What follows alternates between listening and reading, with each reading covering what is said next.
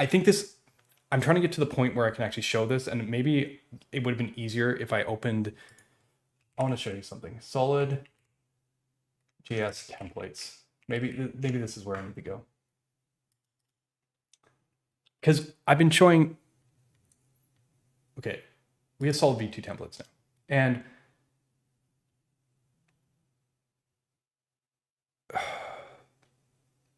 the headline from the announcement, I'm going to open this up right now. Solid 2.0 RC, just so that I can build it up to where I need to be. Okay. We talked about async. We're good on that. And I hope you guys understand, like in those 3 points, how this just composes. I didn't really do a good enough job of explaining it here, but if async is part of your graph, then you can keep your UI essentially synchronous in the way it writes. You can extract it, and if you can extract it async, you can also just extract to the server. It's all one nice, beautiful flow.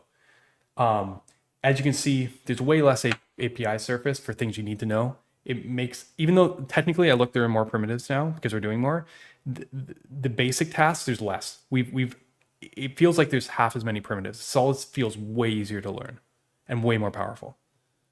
We talked about Rust a little bit. It's fast, what can I say? And one of the cool things is, I didn't talk about in these templates, is we have a WASI version. This isn't actually using Babel in here. Inside Stack Blitz, we're actually using the native compiler. It's just compiled to WASM. So you can actually see it when it starts up. It's going to complain about like WASM support in this environment or something. Like, experimental warning, WASI is an experimental feature and might change at any time. But this is actually using our native Rust compiler inside Stack Blitz. Just aside.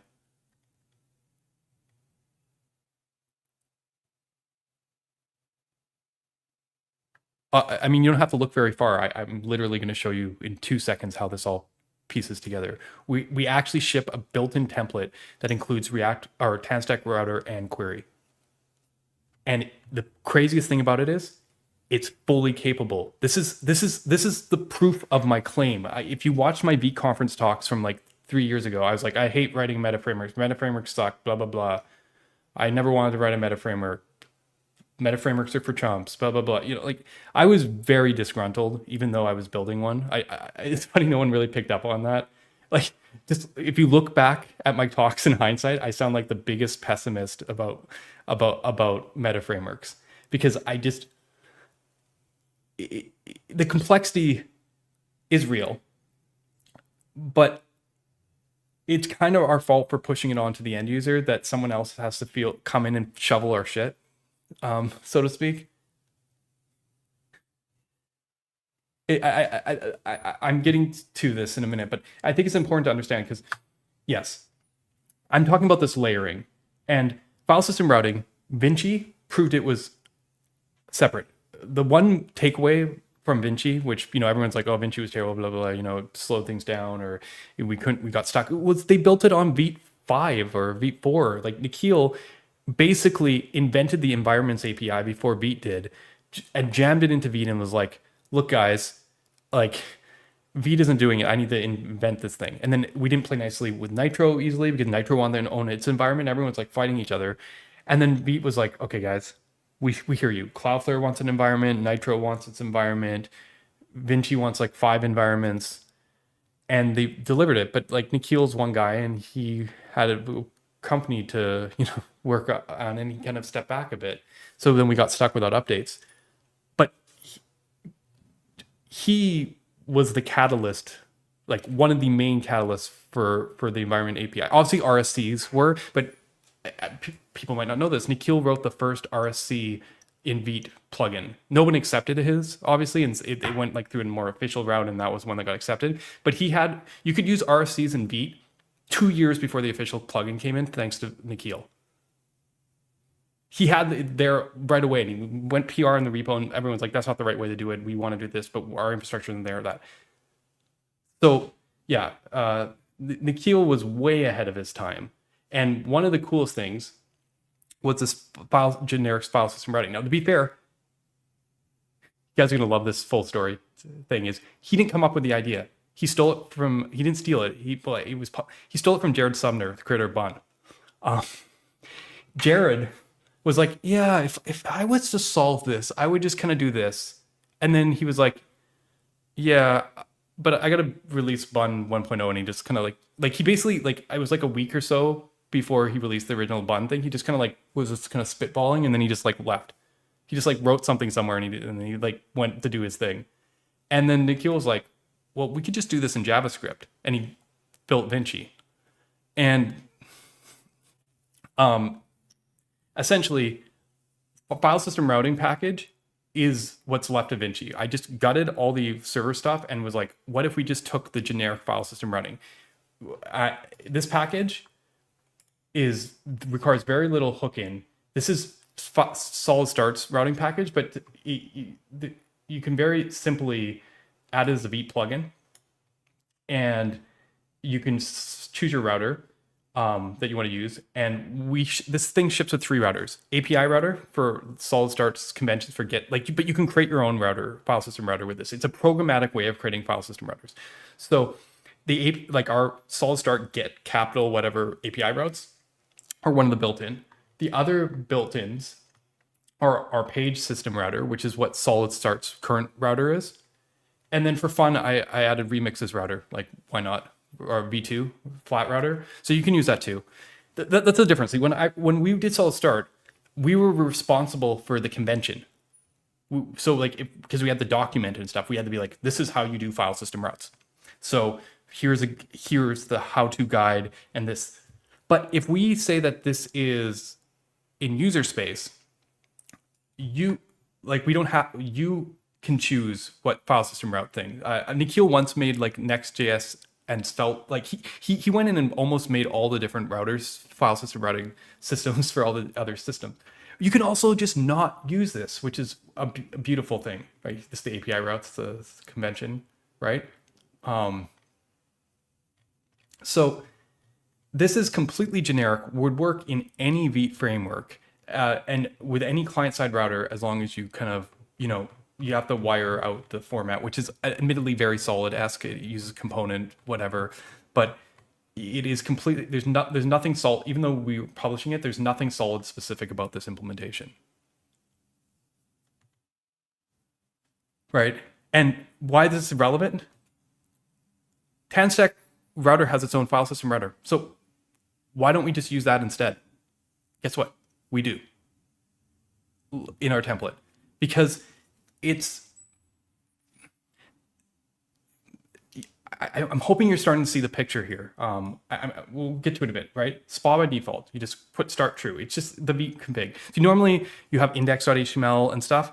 When you put start true in your solid thing, you're saying like, okay, Vite has incredible power. It does literally anything you want. You can configure it any way you want. When you say start true, it's people always caution me for making this comparison, but I'm on stream and I'm gonna make it.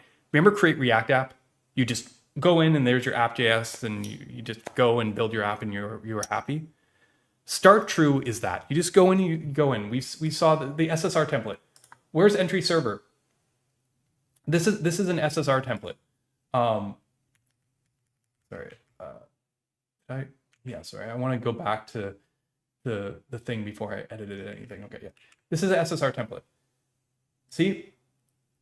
SSR true, start true, server functions true. I added all 3 functionalities. You don't need server functions or opt-in, again, because they can add to your bundle size a little bit. There's Laravel, serialization, all that kind of stuff. So we're not going to opt. You choose what you use. But as soon as you start true without the other ones, let's say, and technically you can use server functions true without SSR. Just aside, it's like start.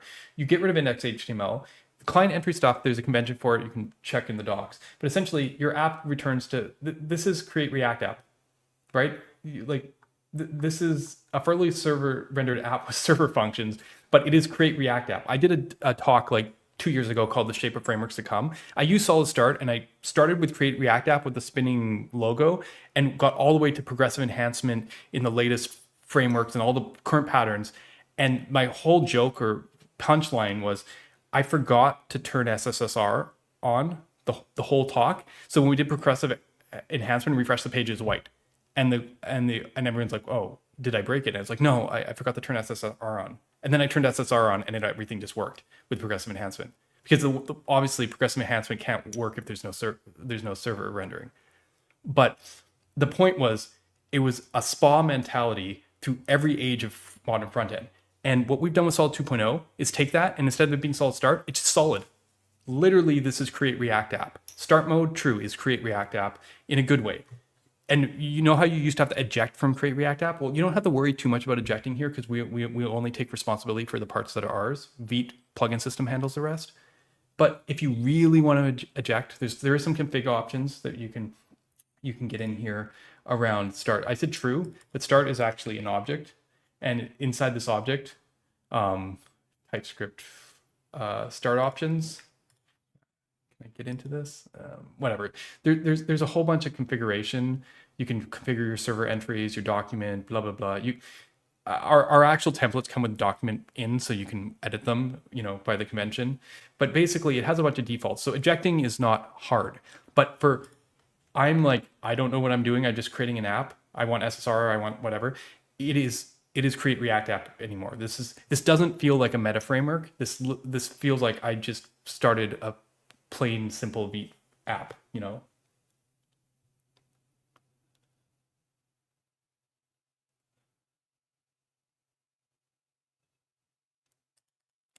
I have a proposal for this. Sorry, view transition. Action returning promise, whatever callback, is not good enough. I evaluated it. Okay. Solid 2.0 in terms of view transitions. If you want to do, because we control the flush, if you want to do something like really naive, like very simple, you just go start view transition, wrap the thing, and then call flush. That's like what 90% of frameworks, like their view transition is doing. Like Svelte's version of whatever is basically that. It's nothing fancy. I want to do better. I think React is right in terms of how they're handling view transitions, in terms of it needs to tie into the scheduling system. And it's very awkward because you have to give up control. It's really weird that like we want to be the ones to call it, and the view transition API is like, no, we call you. So you're calling our scheduler internals. That's freaking scary, which is why it doesn't sit well as an external end user API as just start transition, or start view transition, like something we would export ourselves like that. As I said, other frameworks do that, but other frameworks aren't always right. So I think we can do better. And this is another place where React nails it. But conceptually nails it, but I think we can get the implementation to an even better place.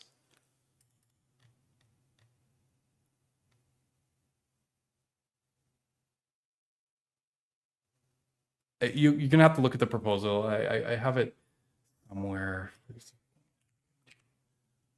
Am I not signed into HackMD on here? Sign in with GitHub. It's been too long. Damn it. View transitions in Solid, is this it? Sorry, AI wrote the proposal. Should I share this? Sure, here you go. On stream first. We're not talking about this today though, because I in terms of scope, I decided that activity type stuff like off screen and view transitions are outside of the scope of Solid 2. We need something to do after the release set. But yeah.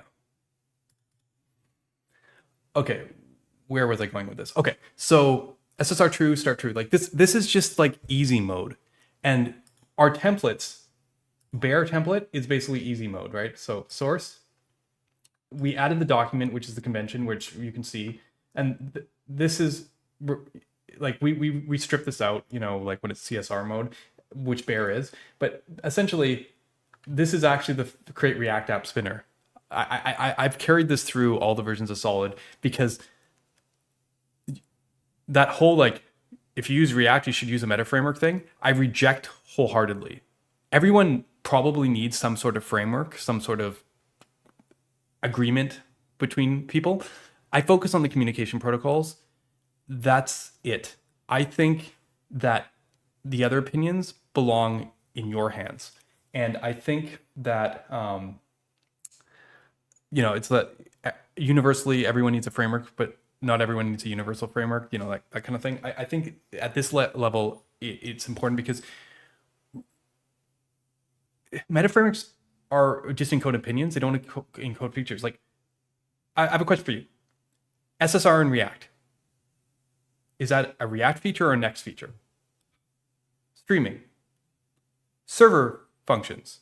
Server components. Have I named a single Next.js feature yet?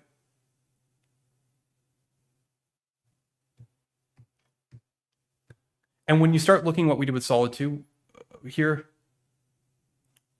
when you start looking at optimistic, and where I was trying to get to here with the protocols here around use server, single flight.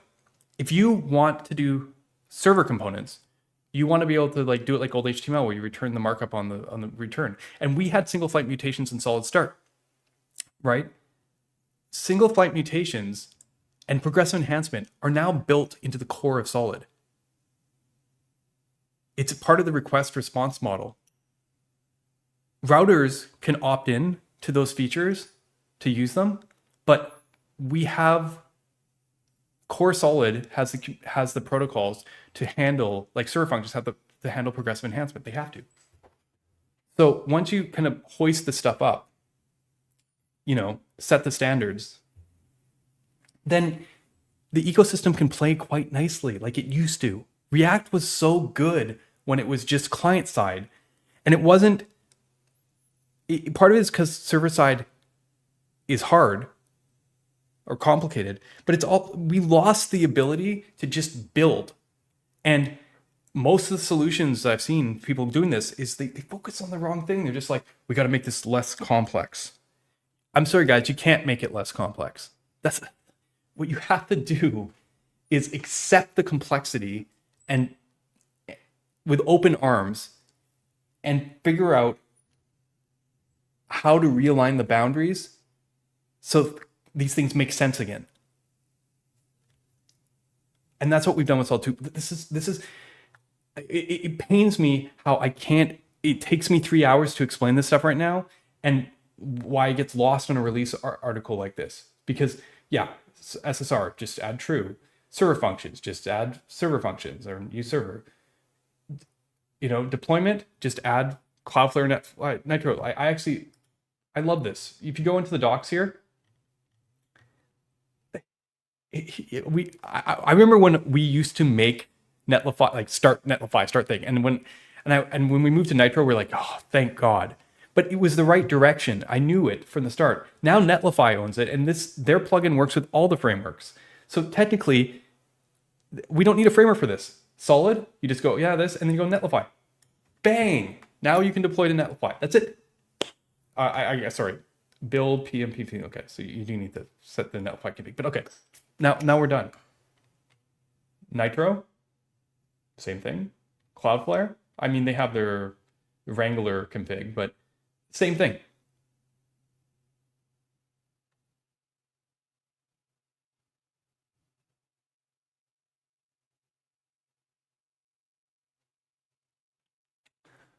The challenge is your framework has to be bundler aware to a certain degree. And Quick was the first framework to recognize this, and big pump to them on that. You don't necessarily need the protocols to be locked into Vite, but the problem with React was they kind of had to lock into Webpack from where they were sitting. And even if we might be a little locked into Vite, if you look, the stuff is organized in a way that we're not locked into Vite. But if you try and use Solid right now outside of Vite, you're going to notice there's some stuff missing. Like the Vite does a heavy lifting. Like we have all the pieces, but the wiring isn't there.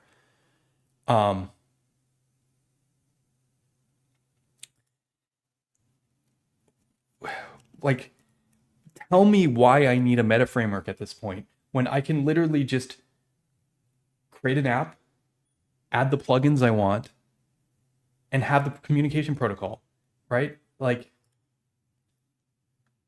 I'm showing basic template here. This is create React app in a T. This is index, This is your app. Do with the spinner. And there's some CSS, Okay. Basic. This is actually a pretty functional template. It has file system routes. So there's a little bit of wiring that we had to do. Oh, actually, Is this generated? That's funny. There's a TypeScript. This must be output from the file system routing plugin in TypeScript. Yeah, do not end it. So yeah. So yeah, the file system router does need to to do some TypeScript pieces. But a thing we haven't really highlighted much on Solid Router is Solid. Where is it? Let me. Do I have the docs up? I do, right? Solid Router it's not quite TanStack. It's not quite as ergonomic, but it has type paths, type parameters, type queries. That's most of what you're going to need on the basic side. It's not as smooth per se, but we hoisted up the definitions so that they could be static, so they could be analyzed. File system routing needs it because someone needs to generate those routes so that you can seed it all the way through. But essentially, that's why now when we create our router, we have like route definitions like this instead of using JSX for it. And then we can insert our router component, and then it starts with children. Again, this is server component forward thinking for transclusion that we use props children. But the key thing is not route definitions, not that. Navigation type path. I got this idea when it's not the same as theirs. I got this idea when I was watching the Remix review. We have proxy-based paths. So if you, it's weird that they do it like this. You just import paths directly. I don't know why you would go router, whatever, it doesn't matter. If you import from your route definition, from your router, you can grab the paths off it, which means that you have like auto completion because it's like fully typed, and the parameters are also typed. And it's not as good as string typing, obviously, but this is way less complicated. And you can type the queries. And these paths obviously work with all our components.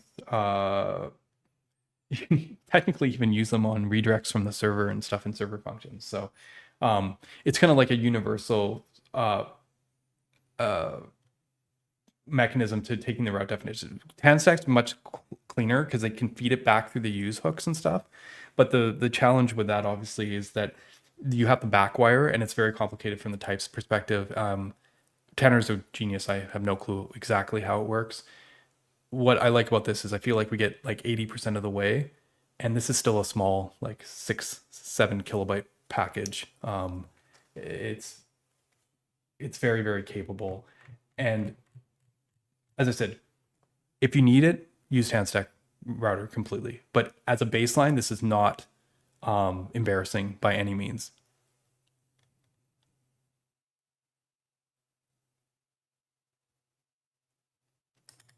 Yeah, same mechanism we had before. Anything above the top level loading, and then there's defer stream on any async, where you can just basically, the trick is, what we used to do, render to stream has a dot then to make it you like wait for the whole thing before shipping it. So the real trick is what you do is in middleware, you look for the crawler hints, and then you swap the render to stream. I don't know if start mode has that wiring yet. Same with nonce. There's a few gaps that we have to kind of iron out over the next little bit. But generally speaking, you use the middleware, look at the request, and then use dot then on the render to stream, and it will wait for the whole stream to complete before flush, so that you will give it the full page.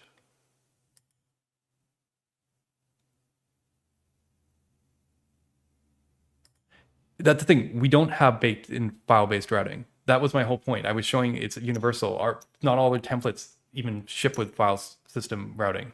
It's just a Vite plugin. It's completely universal.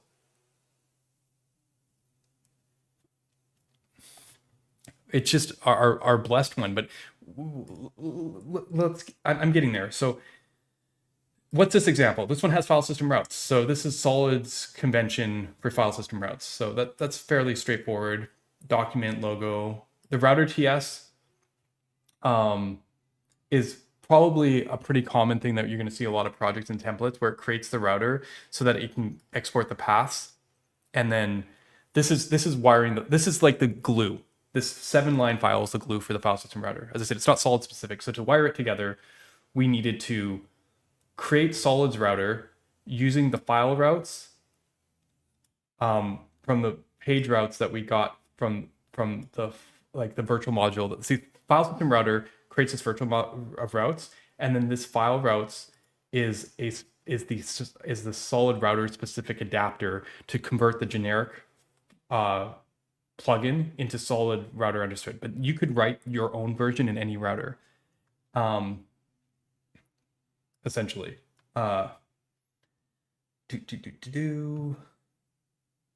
So yeah, this example is fairly straightforward. But yeah, this is the whole glue. And the reason it's not in the main app is because the router and the paths are going to be exported in different places. In aptx, you're going to use router to set up, and here's solid meta with some meta tags. And then in you can actually see it right here. This is home. This convention is calling path without an argument is home. It's not always obvious, but you can see that we're using the type routes here to create our hrefs. Also, no capital A anymore. There's conventions on the router. This is important for a future in which you can render inert markup. We automatically apply ARIA classes, and we apply special data attributes for active as a convention, so you can make your CSS work. But if you need to, you can wrap your own. But the challenge with server components is you don't really want every freaking anchor tag to be a client component. It's just nuts. You want your navigation to work even if it's some server rendered markup, with no client component. So we've been going this direction for a while now, but now in Solid 2.0, forms and anchors can be complete, for form action stuff, can be completely handled delegation by the router without actually having capital letter components, which is also good for composition, because I don't know why, but if you needed a styled anchor from a third party, you're not fighting over the anchor tag with your router. This is just the base platform. So, okay. This is just like a classic single page app. I don't think this one even server renders. You could turn on server rendering, but there's nothing to it. This is the most I just have a client side SPA. This is, if you use this as your template, you're good to go. It has most of the stuff you need. It doesn't have server functions or any of the, you could add them on, but my understanding is it has solid and then types, and it says, oh, you can add SSR true if you want streaming, but this is your SPA right here. You're good to ship with file system routing. Okay, so what's full stack? This is basically what happened to Solid Start. See, I in the release announcement, where is the release announcement? Did I probably hit it behind one of these? No. Oh, it was the deployment guide, wasn't it? Yeah, in the release announcement, I said Solid Start finished its job. Meta framework exists only for the gaps of framework. Solid Start was to provide the core over Solid 2, each capability, each move, home, server functions into core, which you talked about, serving layer into start mode, file system routing to router neutral package, right? Solid Start was always we don't decide the router. This was meant for everyone. This was as I said, I've been trying to get back to create React apps developer experience for so long. What remained at the end of the process was a wraparound things no longer needed. So instead of Hollow 3.0, we retiring it, start mode support Solid Start. We still support it. Some people were really confused. They're like, didn't you just release Solid Start 2 yesterday, last week? And it's true. That release was originally slated to go out in April or May. It was supposed to be 6 months ago. That release is super important too, because it's also what made what's possible. The Solid Start team basically wrote all that core mechanism that I pulled in. I just hoisted it out. Who do you think, CSS handling, Ketcha wrote that. And we already talked about the file system routing. That's Nikhil's work. The refresh HMR specific stuff for SSR, that's Alexis. Every person on that team did a huge amount of work to make Solid Start go out, and that's what made Solid 2.0 possible in the form. I literally just stole all their code, right? And it's a big technology improvement for people using Solid Start 1. Like if you're on Solid 1.0 and you're using Solid Start, you should move to Solid Start 2.0. It's just so much better. When we released 1.0, it was on like these fractured pieces. It was like bouncing on the tectonic edges of things. And we nailed the APIs. We had, like, as I said, you've seen our server function pattern get repeated in like Svelte's remote functions and stuff, you know, the whole granular optimistic updates. Like we nailed the patterns, right? Single point mutations, like, sorry, there's just so much stuff that was good in there. But when we shipped it, everyone's like, you know, this is a little bit buggy, right? And a lot of the hype went down. And the reason was we were teetering on all these pieces that were just getting wrapped together with duct tape, which is kind of like how Vite started, to be fair. Early Vite was just as like that. And people were like, I want to use this for production. We're like, well, it is production stable because technically the APIs were on. We were right. We designed the right system, just not all the support pieces fit together properly. And it's taken to Solid Start 2.0 to finally be like, okay, look, now like the underlying pieces are actually representative of like what the API surface already promised. That's the way I look at it, at least. Like we built the right product. It just it didn't catch on as much because essentially people hit these issues that were kind of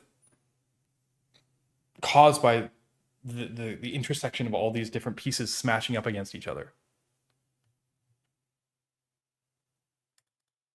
The Solid Start team is now the Solid Core team, right? Like that's the way I view it. Like they built a third of the new Solid stuff in a way, you know. Yeah, if you want to see that this happened in real time, there's a branch on Solid Start. I haven't even finished gutting everything out because I kind of stopped at a certain point. Brenly's branch about the Solid 2 migration, it's just like commit after commit of deleting code. It's like one of the most like cathartic things you ever feel as a developer is you just start like going in and you're just like delete, delete, delete, delete, delete. So don't worry, Solid Start is going to be supported for quite a while, like the same way Solid 1.0 has to be supported. We actually put ourselves in a position where we can actually support it better because like we understand the underlying infrastructure there. Like, and the truth is, depending on how things go, that like since they're the same pieces, we could even migrate some of those like say the file system routing thing. We could possibly move keep the Start wrapper for Solid 1.0 and move to the file system routing thing. So like it is possible that some of those hoists that I did can be reflected back on the 1.0 branch so that they're maintained together or whatever. I think that's probably like smart planning. I went a little ahead of things with 2.0 to kind of get to the finish line, but this is a deconstruction that has been in the works for years. You literally, my second Vite conference talk was decomposing the meta framework. I was breaking it down into its pieces, but I chose the word decomposing intentionally because to me, I was murdering it. It wasn't just like categorizing the meta framework or whatever. I was picking pieces out of its remains. I do not like meta frameworks. I've never made that, like, I think I have to be careful on my wording here. I think that they have a purpose, but I think they become too much. And they're possibly the primary reason that React has fractured. So where are we getting to here? Full stack Solid example. The vconfig is not much different. We have a middleware TS, so we can wire up our middleware convention. SR true, server functions. There's some extra configuration here for the server functions.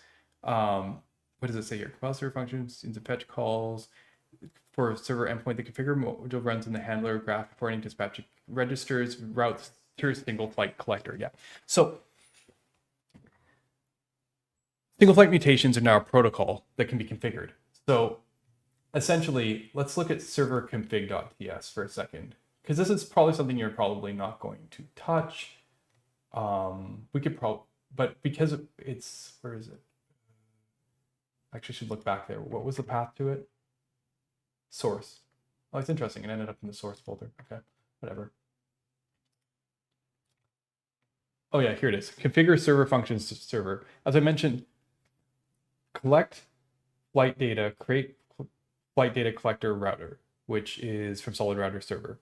So we have a built-in thing because we're Solid Router is first party, so it's aware of this convention. What this means is, in this example, when you do a mutation, like using Solid's query or action, or like that whole cycle, you do one request, it sends the information, and the invalidation happens on the server, and it starts sending the partial stuff back for like the next page you're redirecting to, or the data of the mutation, all in one flight. So when you do any action, is you know how we were watching that code earlier sorry, it's not here, my bad, but in those examples where we're calling refresh and doing that whole thing on the client, that whole dance where we would do like yield this, then refresh, which would cause a refresh, and we're doing most things like query style. You do a mutation and then you do an invalidation, so you do 2 requests to the server for any change.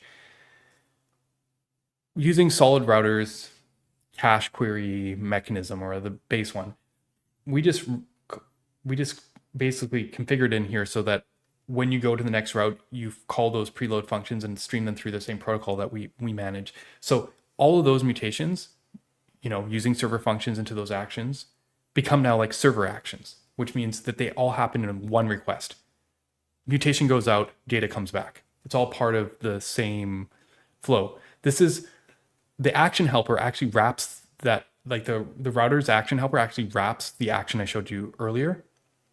Like it's just a like a action with a URL kind of concept, which means that we get to do all the solid start stuff built on top of the solid primitives that we have already built in.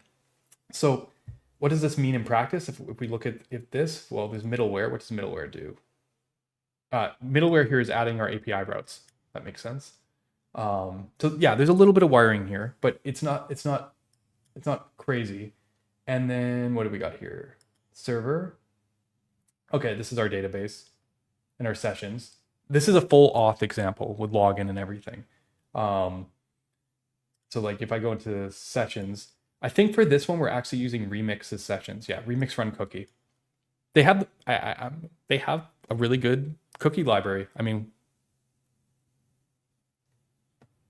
you could use your own session management, but I looked out in the ecosystem and I'm like, man, Remix's stuff is pretty good.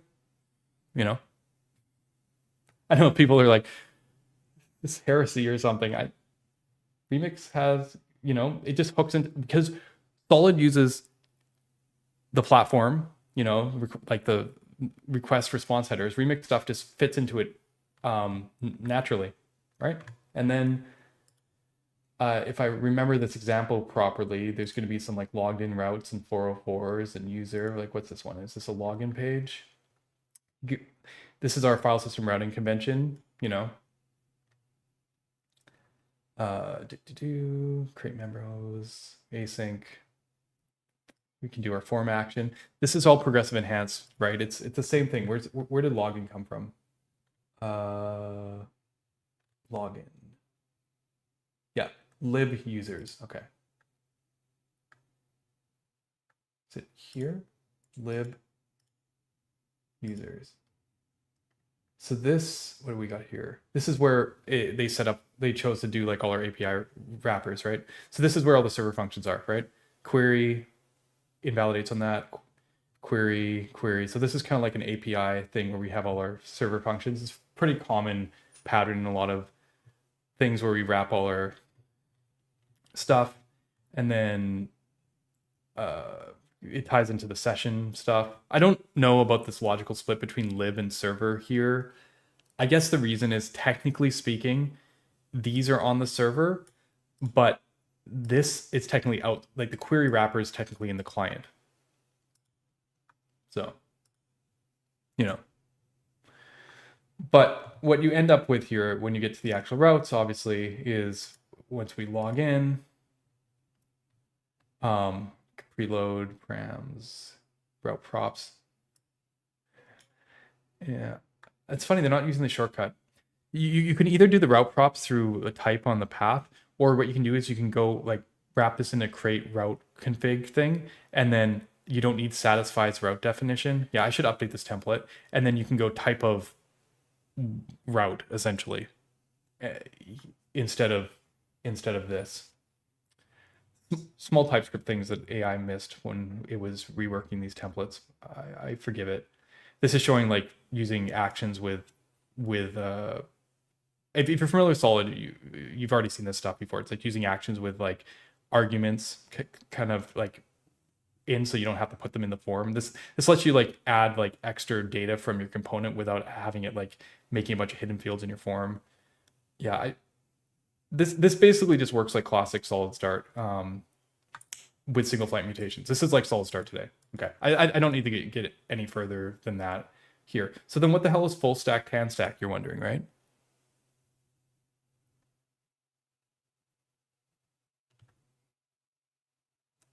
Well, let's start with the Vite config. First of all, TanStack Router has a plugin because it has its own file system routing. Start, we need some middleware, and we need to do a little extra setup for TanStack. SSR true, server functions still work, they're ours. File routes, we're only going to use them for the API routes because TanStack handles their route convention, and then we added our route convention for API routes. Again, if you don't use API routes, you don't even need file routes in this. And then what's all this stuff? Two projects that need different halves of the framework, component tests in the DOM browser. Okay, was this stuff in there before? I guess this is all testing stuff. Okay, yeah. I didn't look at the other template, but I'm gathering, yeah, this is all testing stuff. Okay, not important. Okay, so what does this mean in practice in the source? Well, this is probably TanStack's generated routes. Yeah, this is their file system router generation, right? And then what else do we have in here? Server config. Guess what? This wires TanStack query up to our single flight mutations.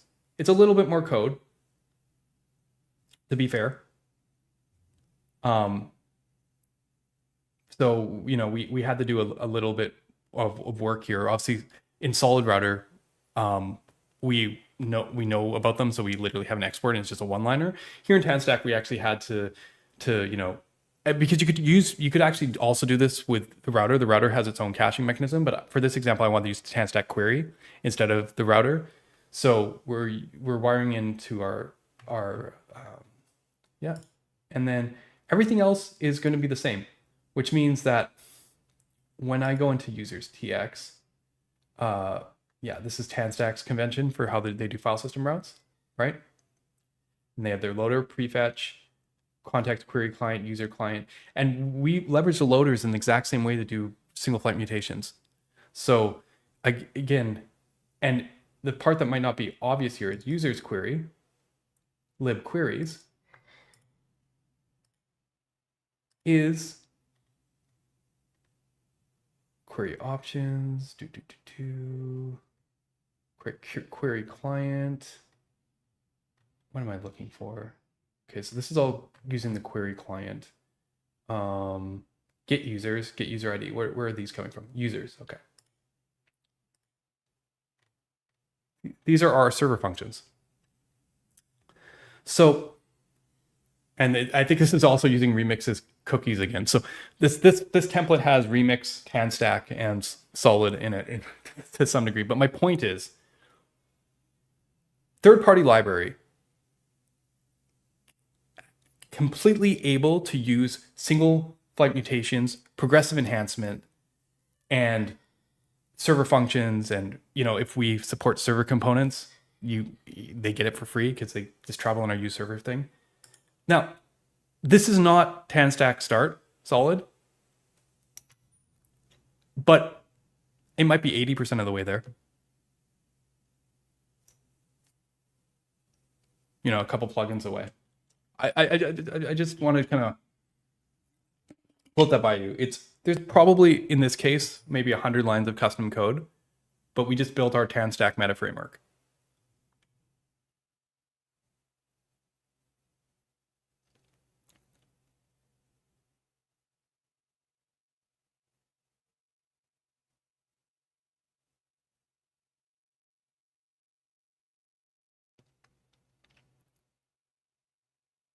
Yeah, don't get me wrong. There some of this is a little bit. Some of this stuff is a little bit extreme here, like the way that the query client is going through the thing. The part that I feel like is our fault for exposing, obviously, is this. This is specific custom code.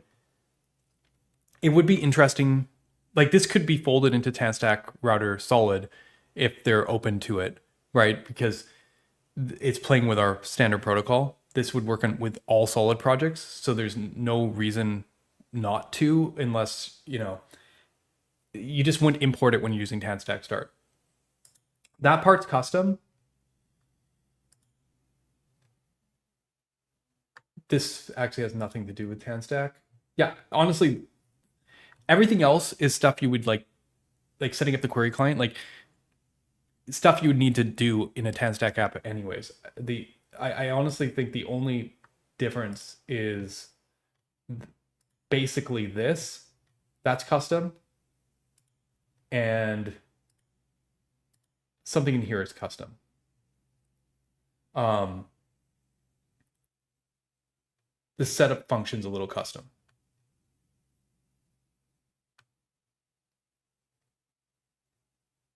Because they do this thing where they like router load everything like before they kind of block hydration. I'm gonna need to talk to them. I understand why it's like this, and it's partially because of React. So it's kind of like, how do you find a happy middle ground where you can make things the efficient Solid way without not defaulting to React when you want everybody to be able to have the same experience? It's a little hard.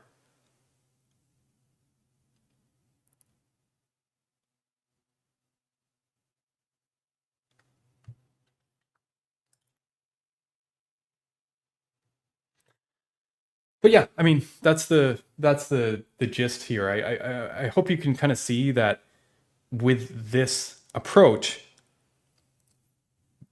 even though I know there's a lot just looking at like the example here, it's compared to like we almost, as I said, built a solid Tanstack meta framework here in 100 lines of code. It's kind of like my islands demo. This is kind of a proof of concept. I'm not saying it is a meta framework. I'm saying that when you have the right primitives, you like these things are much more accessible to you.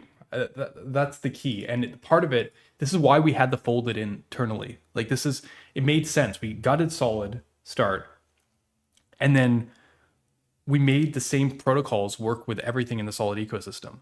So like, I think if I look at these templates here, there's even with Tanstack Router, which is just a simple client-side app using Tanstack Router.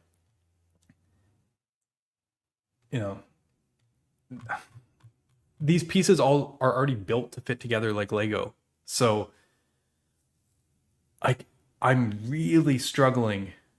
Like if you guys want to understand the core trade-off is, do you want solid start image or do you want solid image? Do you want solid start clerk and Tanstack? I mean, because Tanstack separate start, it's going to already be a split, but like the permutations of possibilities gets really prohibitive for third parties. So now when we have third-party plugins, you just target Solid and you're done.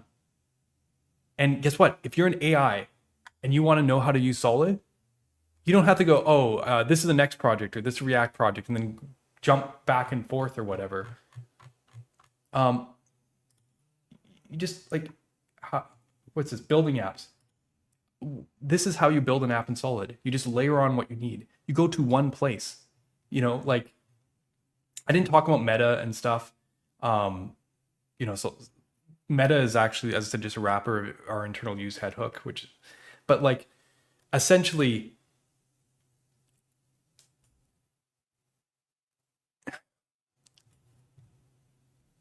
AI builds, like if you need something custom, you start with a template, and if you need something custom, AI is going to build the meta framework for you. That's my opinion on meta frameworks. If meta frameworks are just a collection of opinions, the people with the opinions are higher level. They're the agent or they're you.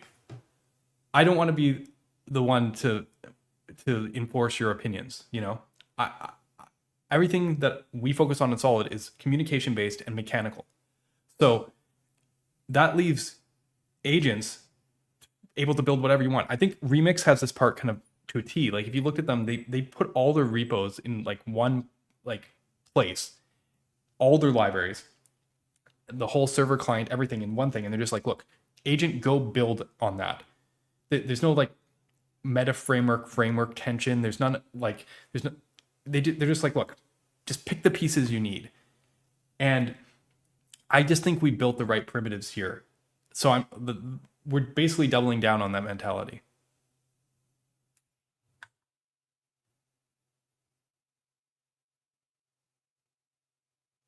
Oh yeah, typed in variables. I forgot about that. Yeah. Where is it? Environment right here. It's in the docs. Ooh. Oh, this isn't right. I'm gonna talk to the docs. We prefer using Valibot for examples instead of Zod. No offense to Zod, but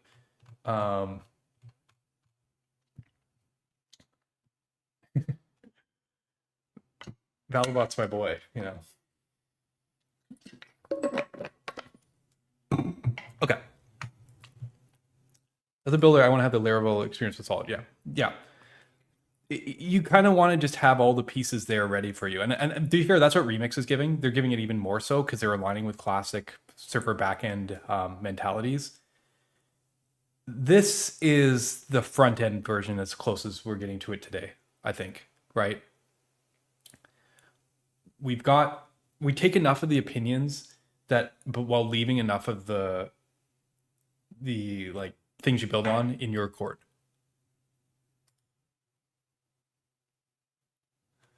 All right, so did I go through all the headlines? DOM model closing, cleaner graph.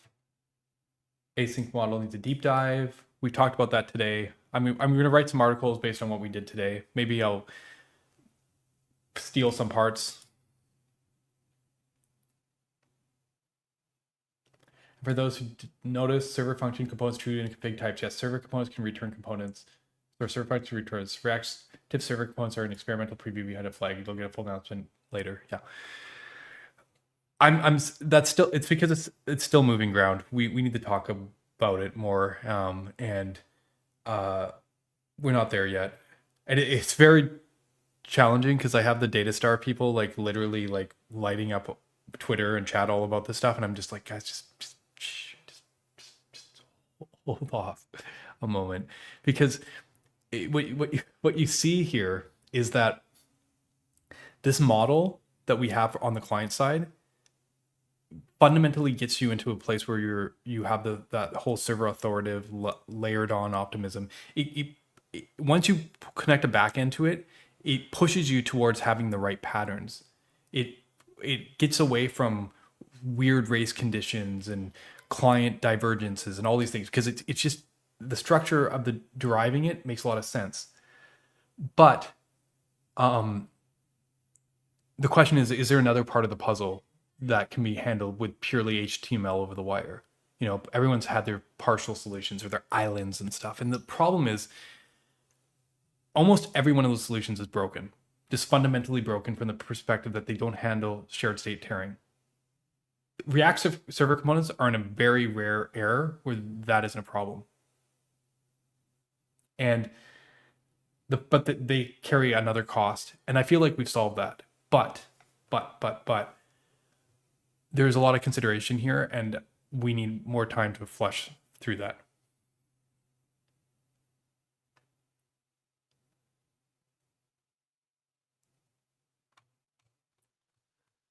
Okay, so where are we at right now?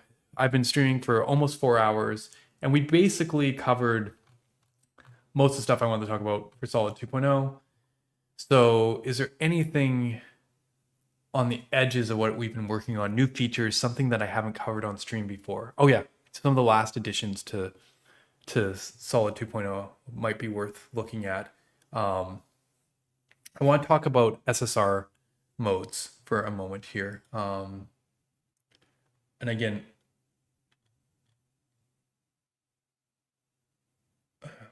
side note before we do that. First of all, there's a TanStack router guide in here, which actually explains how the whole full stack TanStack router template works, and about how like we use the query induced single flight mutation. So if you are interested, there is actual information how the wire TanStack router. But I actually, that article that React says like you might not need effects. We have our own version of it, and I just love how short it reads.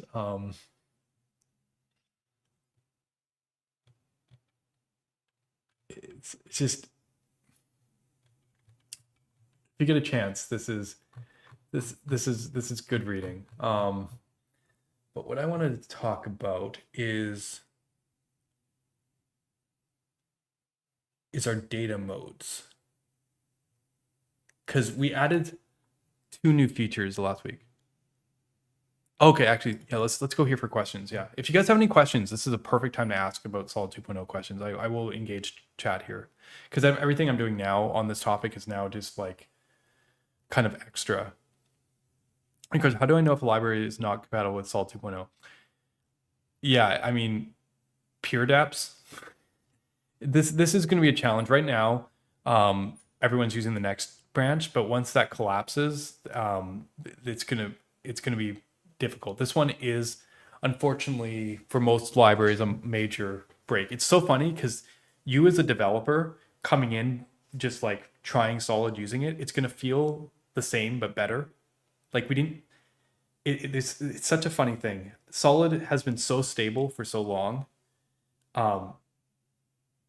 Arguably the most stable framework over the last 7 or 8 years, like in terms of API changes, like, and conceptual changes, where we haven't forced you to change how you do your thing at all. We haven't been like, we didn't go from class components to hooks, or we didn't switch from like .get reactivity to compiled reactivity, then back to runtime reactivity. And we didn't go from an options API to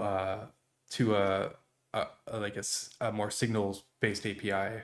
We didn't introduce server components and completely flip your server rendering on its head, and like enough to like force like there to be 2 versions of the Next.js. Everything's been additive. It's been very subtle. This change, however, is breaking, but not in a way that impacts any of the conceptual pieces that you're working with, which makes it really hard to identify, because when people look at it, it's going to look like normal Solid.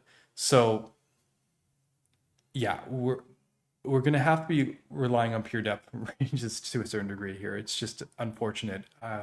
Hopefully everyone has, locked major 1 or whatever. But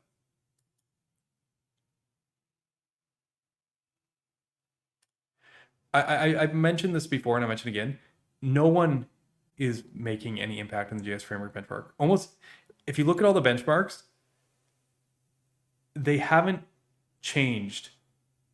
I would almost say since Inferno, but that's not quite true. There's a kind of a loop there. I'd say fine-grained reactivity got to the front ahead of Inferno by a noticeable amount, and then the browser optimization changed over time, and then Inferno basically caught back up to where we are without them even changing the code very much. To the point that the JS framework benchmark is just basically, if you're within the first anywhere from 0.6 to about 0.14 or 15, you're within variance of run range, which means that like you're not making any improvements anymore. And almost every existing benchmark that we have is in that category. There's some places where some frameworks will be faster but slower than others, doing deliberate trade-offs, but it's a wash. We're all like basically the same on performance now. It wasn't the case. It wasn't even the case a couple years ago until like Vue and Svelte kind of adopted the same approach Solid took. But now the new frameworks, every new framework is pretty much treats that as table stakes. When you're talking about Octane or Ripple or smaller ones you haven't heard of. Solid, Vue, Svelte, all spitting distance from performance. Everyone else kind of still off where they were before. So yeah, I just consider it basically unchanged. How do you handle time slicing? I did talk about this in detail in the stream, and I did show the example.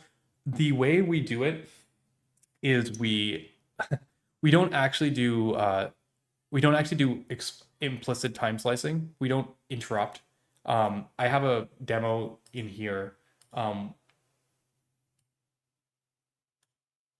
is it? Sipierski, solid Sipierski, which kind of shows like the old React time slicing demo where you're like doing this, but the way that I actually implement this demo was just put a timeout in an async memo. We're already granular, so all I needed to do was go request idle callback inside a memo, and it's promise, make it async with a cleanup thing, and it's like, okay, ta-da, we have time slicing. The thing is, because a graph is guaranteed to not run effects until it's fully settled, time slicing, as React calls time slicing, is a scheduling thing, and it was never for performance for us. So we don't have time slicing, but we have concurrency. So we don't interrupt our heavy concurrent workloads. But part of that is we also don't throw away any of our concurrent work. As you saw, like we render the suspense boundary, we don't throw it away when we go to render it again, you know? So we just continue where we left off, like anything fine grained. So it's a trade-off. If you need to schedule work, schedule it. You have the tools. But yeah, I consider time slicing a different thing than concurrency. It landed slightly slower simply because, yeah, hand optimized JavaScript, like they can't, the compiler doesn't make React faster, it makes your code faster. So if someone's already written the best possible React code, the compiler does nothing for you. But most people don't write the best possible React code.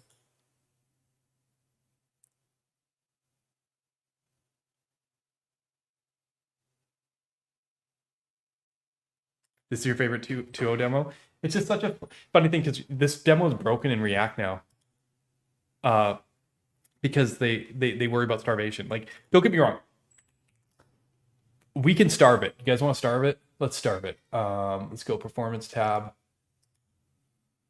Okay, CPU throttling. Let's go 4 times. Okay. Now, it works fine, but when I hover over it, it might lock up on the numbers for a minute. Still doing good. Okay, we're not slow enough. Let's go 6. Oh, okay, 6. When I hover, it might skip some numbers. Yeah, see, it's staying on 1 too long. Now when I let go, it jumped to 6, 7, 8, 9. So that was starvation. That's not great.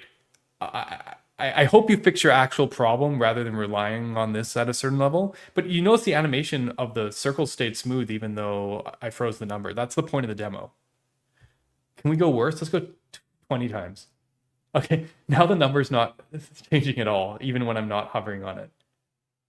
Oh, and when I hover, it starts doing the... So we're finally getting to a point where we're causing the browser to yeah, there we go.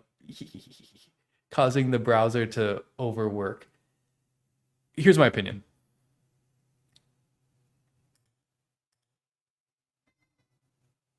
If your app is getting to a delta where you actually need this, fix your app.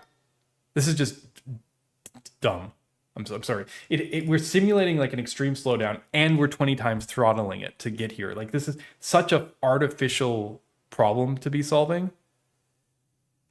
It's good when you have specific things you know that are expensive.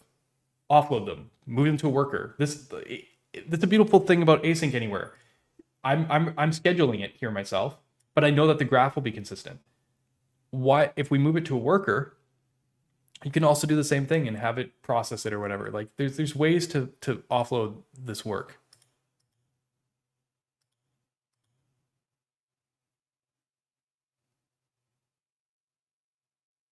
It's all artificial to load a page with 20,000 components. Yeah, I mean, that's quite possible.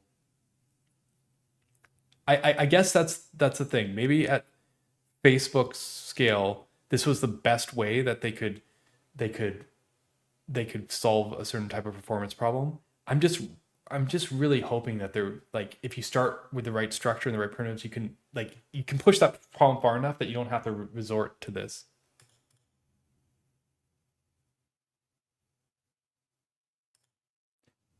Yeah, I mean, you just return the to do you want. The trick is you return the to do you want from the response of the action you do, and then have the optimistic layer derive from like a async create memo, and then mutate your authoritative source in this case, which is the async memo, and then have it feed back through the optimistic source, right? Like you don't have to use refresh. You just like you just have to essentially mutate the authoritative source and layer the optimism on top. Optimism doesn't give you a setter, so if you want to be able. The funny thing is 20,000 components doesn't mean anything unless 20,000 components are updating at the same time. So like, does fine grain already solve this problem? Like, I feel like was there just some really like, I wonder if the React compiler solved this problem for like even better than concurrent mode. Do you know what I mean? Like, did they just need some really aggressive memoization? Problem is, memoization doesn't solve everything. Like sometimes when you go down the tree, things do need to propagate, right? And it's not granular. You then have to rely on lower level memoization. Yeah, I don't know. Only they know the truth to it. This isn't the type of performance problems that large companies come to me about with Solid in terms of like number of components. It's usually historically been about oversubscriptions in stores, and a lot of that kind of stuff is solved in 2.0, just better design. Milo really focused on the performance of large reactivity. It's less about large UI. Okay. Any other questions? Any AI company buy Solid? Why are they buying us? Maybe this is my problem. I have no vision on this side. I don't like. Okay, actually, why an AI company would buy Solid? Okay, shoot. Solid has a superpower that no other UI framework has, in that its signals, its graph, are completely connected. Even some of the very close competitors like Vue or Svelte still kind of like rely a bit on the UI side of the components, even with the async. Our graph is pure and we can trace it from end to end. We handle all sorts of data types, promises, streams like async iterables. So essentially, we're able to trace data through all portions of your app in terms of data flow, because we own the primitive that does the communication, right? Any model that mirrors React is giving that away. Like, sure, they can manually do granular updates of their components, but they're losing that traceability or observability. So first of all, this is very attractive for companies doing observability, like Sentry, maybe. Companies that care, about debugging or production traceability. Why does this matter to you as an AI company? Well, if we can provide the telemetry during building of how everything works in your app, then you can build better apps with AI agents. It's that simple. We can async in our system is not opaque. We can see the waterfalls.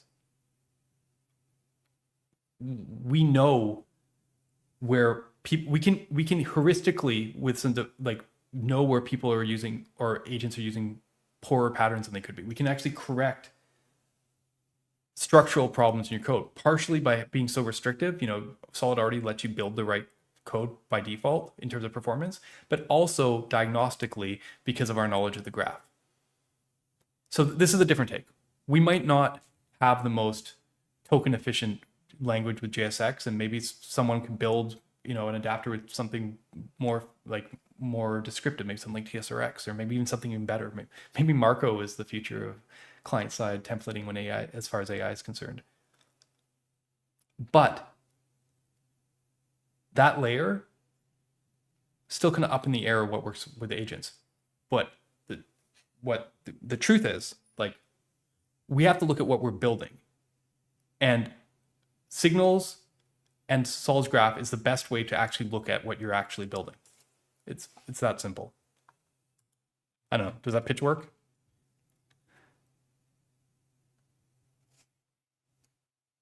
I don't know.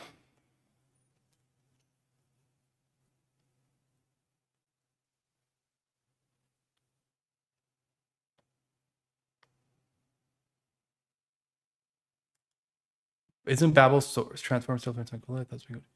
But look what it actually builds. It just builds the reactor graph. Everything is the signals. Like, the final output that you get is just signals. Everything is just our graph. Every piece of it is connected to our graph.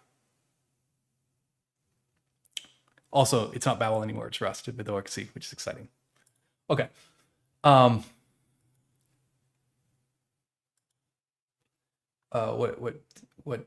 Where was I? I wanted to look at the docs. I wonder if they talk about it at all. Probably not. But yeah, one of the latest features that we added, let me see if I can go into our, where is it? Solid SSR template.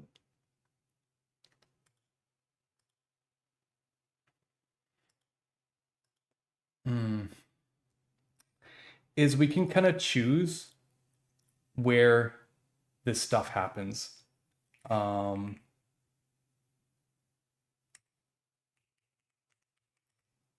We've had this for a while where, like, the default is server. I've showed this on a stream before, especially with streaming. There's also hybrid. So, like, and if we do client, for example, it doesn't fetch during initial SSR. It fetches on the client afterwards. Like, if I think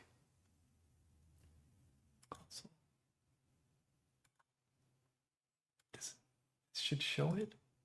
Yeah, see, it fetched on the client afterwards, right? So, what's new on this? Well,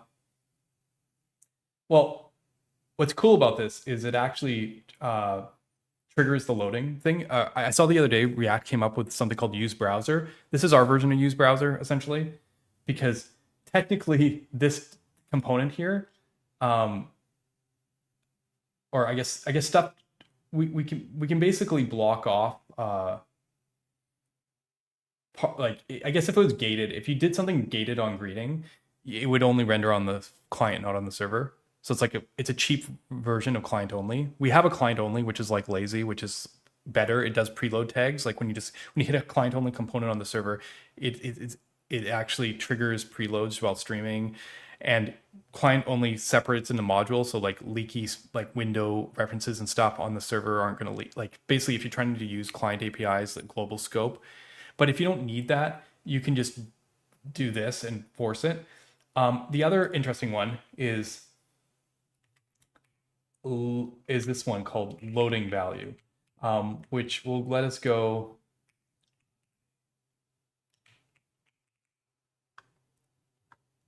Which it's kind of funny. It basically opts out of suspense and loading. So if you don't want to use, like, a fallback placeholder, and you want to use, like, data as your placeholder, rendering the real components, you don't want to use loading, you have this way to kind of default on it. Now, this one is greeting access or string still, because it's string. I recognize this is a way to add nullable async back into Solid. Like, this is essentially bringing back Solid 1.0 semantics. But there are use cases for this.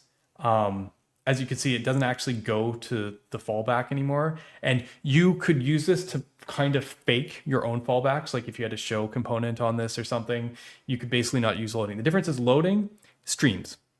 Loading means that even if the JavaScript on the page hasn't loaded yet, we will stream in the content as soon as soon as we receive the HTML and we know that the CSS for it is loaded, right? We can, like, swap it in. Whereas this kind of mechanism can only swap in content at hydration time because you're basically traveling along the data channel. It's not like you have to wait for the framework to load and then to hydrate to be able to swap in. What's interesting about the source client is fetching the client. I can also do source server for this.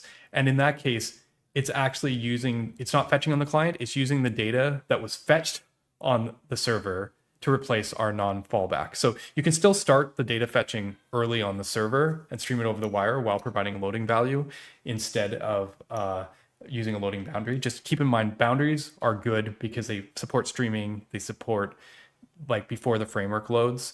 They're the most efficient way to do chunks of HTML. This is a cool trick if you want to be able to manage like a different like inline placeholders and whatever. Oh, well, yeah.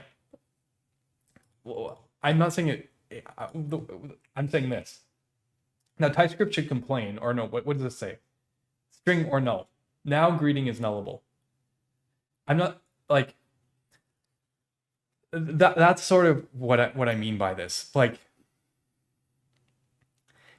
it forces them to be the same. We're acknowledging that it's nullable. The problem with some of my earlier designs here was that we weren't acknowledging that it was nullable. This is acknowledging that it's nullable. And if we do this, it's going to show nothing and then show streamed in after the shell. It's interesting. This is a kind of escape hatch. It's the last feature that snuck into 2.0 before the release. I was talking to some people with real apps and they were like, look, we don't really use suspense boundaries. We preload our data all using our actual components. And these are some of the largest apps that I've ever seen built on Solid. They come from an era where they used to be MobX React apps and then they became Solid apps. Like they're on this like very long migration journey into the future. And this is a very interesting superpower to have. It's almost giving people too much power, but you just have to recognize the limitations here. Is it possible to use Solid 1 component libraries in Solid 2 projects? No, not really. I imagine something's going to break. Part of it is we changed all the imports. But talking to those component library authors, porting from Solid 1 to Solid 2 is fairly trivial. Cobalt is already available to be used today. So our most popular UI component library is already out there to be used.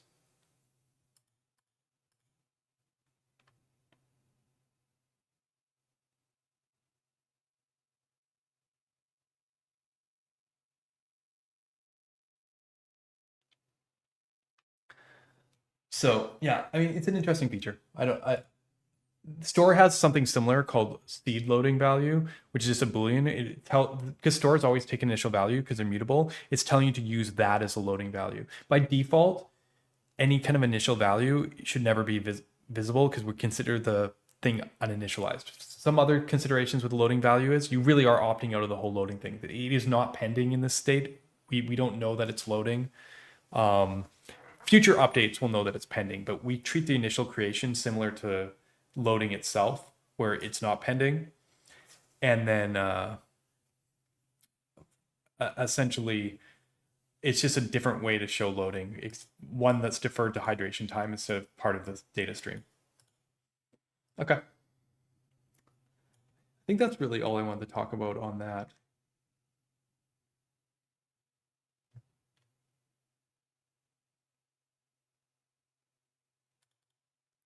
Thank you. Yeah, it's been an incredible amount of work, the journey to get here. I think there's just so many, like I showed that islands demo earlier, so many like nice little edges that just work really, really well. I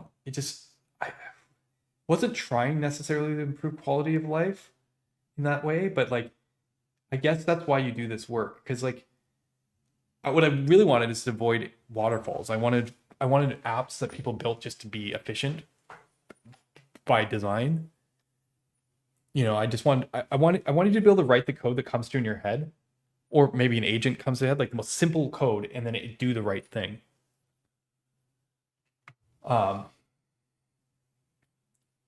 but the end result is kind of crazy.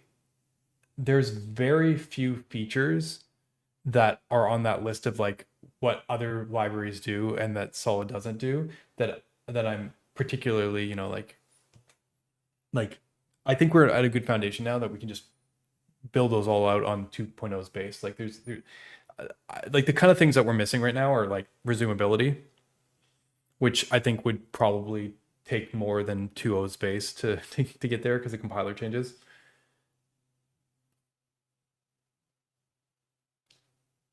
Arguably CSS management, but I mean, if we were to go there, I've been waiting. TSRX has an OXC parser, so that I was kind of waiting on that.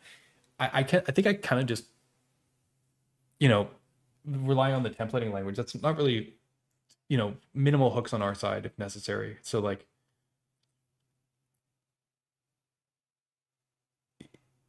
yeah, you know what I mean. Like, this is all stuff that's additive server components. Um,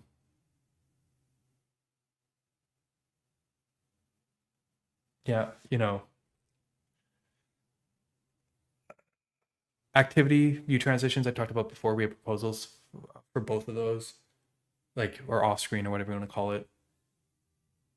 Yeah, this was kind of the problem I was facing when I was working on this release for a while. I was actually, what do I work on next? Because we kind of done everything, but there is a short list. So yeah, what will the next stream be about? Yeah, that's the question, eh?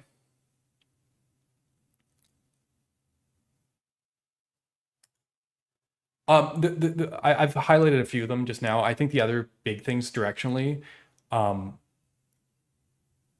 observability and sync engines are like two areas. I know I'm spoiling the plan, but yeah.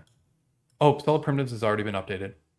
So it's already 2.0. Yeah, I'm not ready to talk to Delaney until I until we're in the right place soon.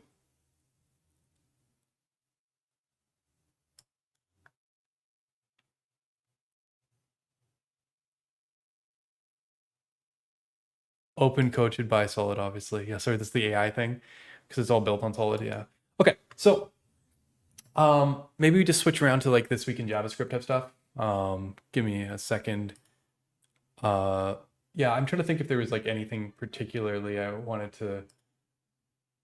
to talk about, but yeah.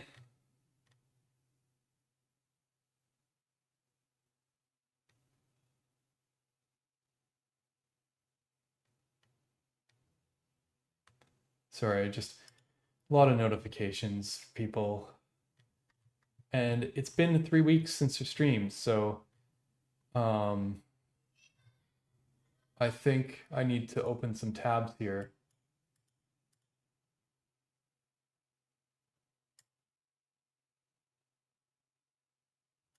Sorry, just give me 2 seconds while I'm getting things to where they need to be.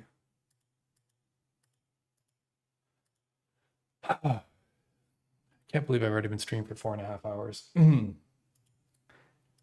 This is going to be the challenge. You know what I mean? Like, um, how do we talk about Solid 2.0 in a way that's like easy for people to immediately um, get? Hours long conversations on like mechanics is not it. Um, God, I hate the new Twitter. Okay, we'll talk about that too. So I was like looking at what's happened this week, and it's like Solid's only posted, like, we've only posted a couple things on our channel because a lot of the reposts are actually valuable, and Twitter hides the reposts now, which absolutely is, yeah, just it's terrible. God, where's my bookmarks? I can't even find my bookmarks. Did they hide my bookmarks?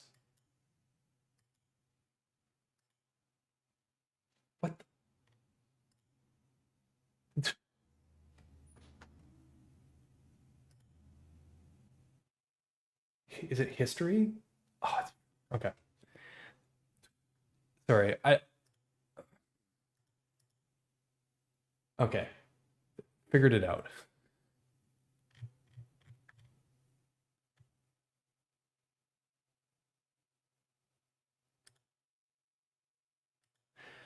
Honestly, this is RC is there mostly so that ecosystem libraries can catch up.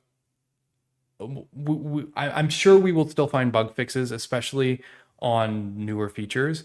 But I, I mentioned this in the release. I went on paternity leave, and you could tell that a couple people just like grabbed Fable and just went like find every bug possible in this feature, and they just spammed our repo like hundreds of issues.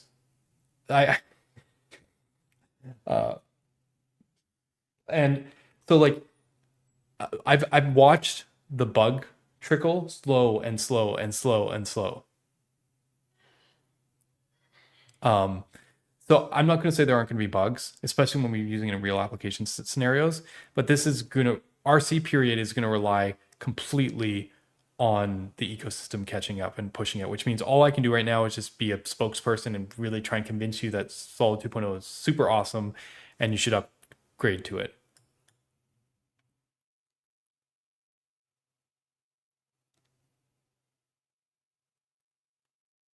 Yeah, pretty much.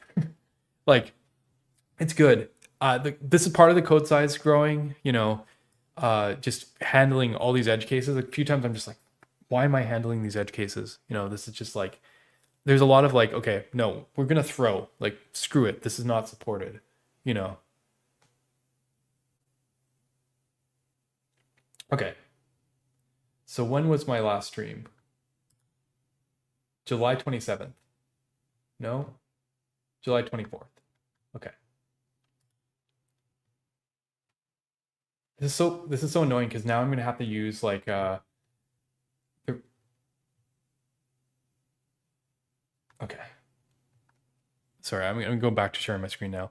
But I'm gonna have to go back to I'm gonna have to like go through the normal thread and the repost thread to talk about all the things I want to talk about. So okay, let's just switch. Let's go here. This week in JavaScript. All right, let's get going.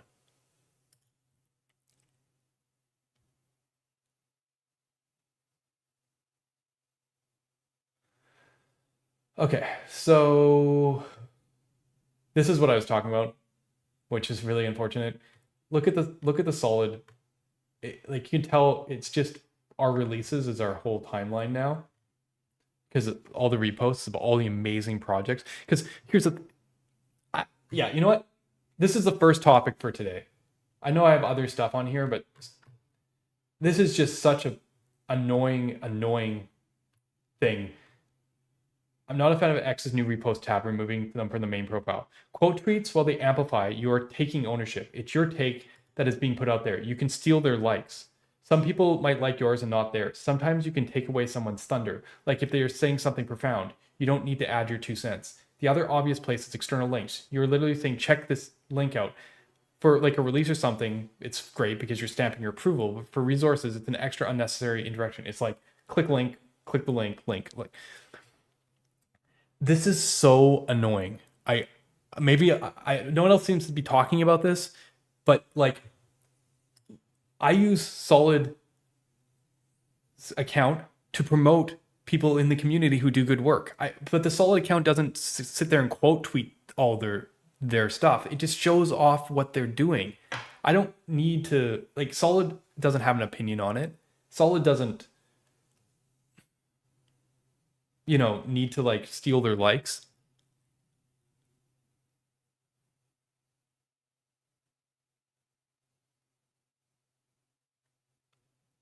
Oh, yeah.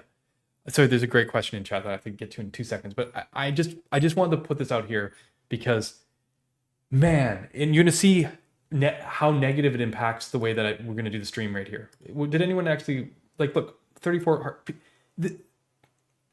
Did I miss the conversation? Like, did this release a couple of days ago and people were outraged? No, reposts are so freaking useful. Apparently, everyone who responded to this blocked me. Like, seriously, there's only like 4. There's 4, and I've got 0 here, whatever. Anyway. But, man, is this annoying. Because, look, okay. I mean, I guess we can pull out the headlines this way. Solid Start 2.0 released. As I mentioned before, big deal. Burke and Co, Attila, everyone, they did such an amazing job on getting this where it needed to be.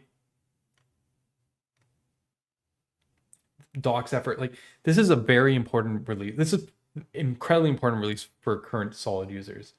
And it set all the foundations for Solid 2.0. Even if it looks like I've been kind of backhanded towards it, Solid Start really did what it set out to do. And this release is like the culmination. It's a celebration of everything that we ever envisioned for it.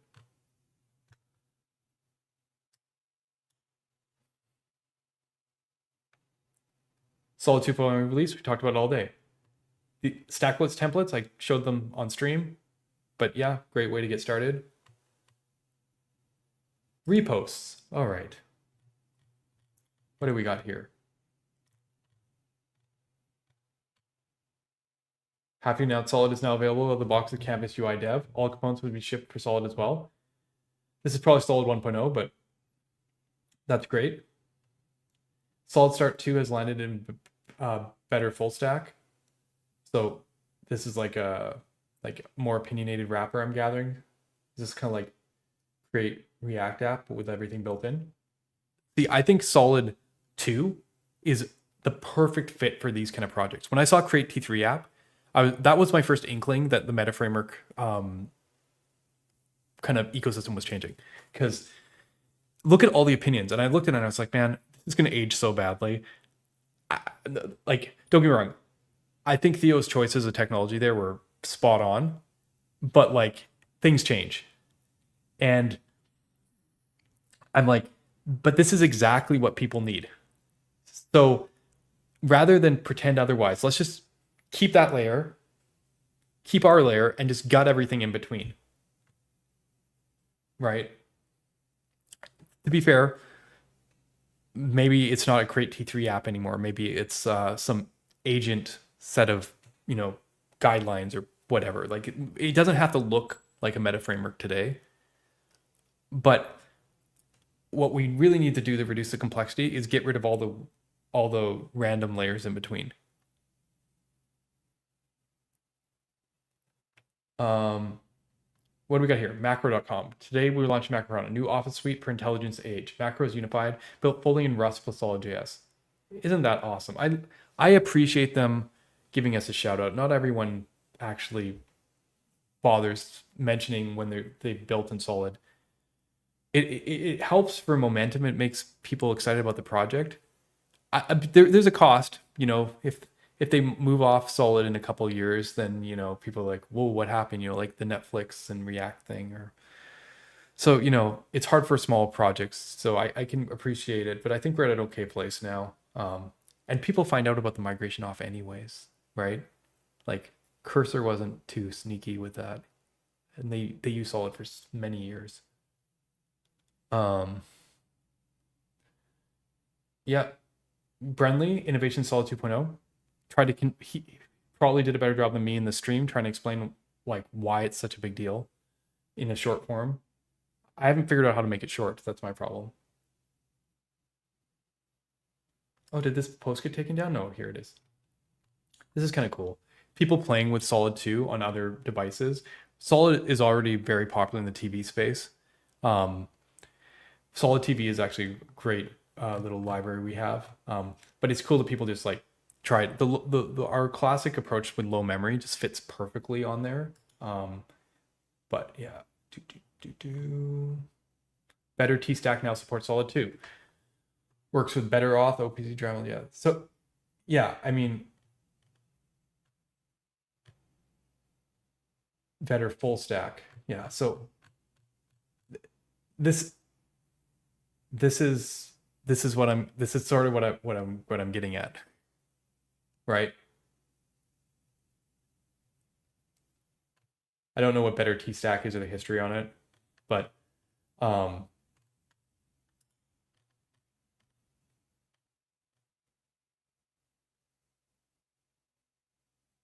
and Solid V1 supported SSR. This is the thing. These kind of questions are the thing that I that need to be avoided.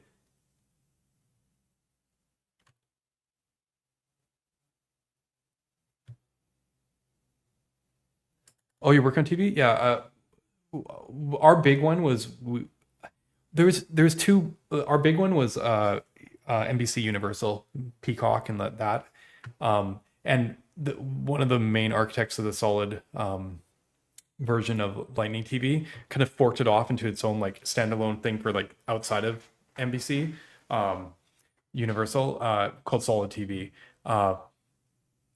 They're not affiliated now at all with that project, so you know it's an interesting choice. A lot of talks with Netflix too. Their problem was that they wanted to basically make it render like React, and that would have been kind of terrible for them. So yeah. Um, but you know what I mean? This is kind of like what I'm talking about.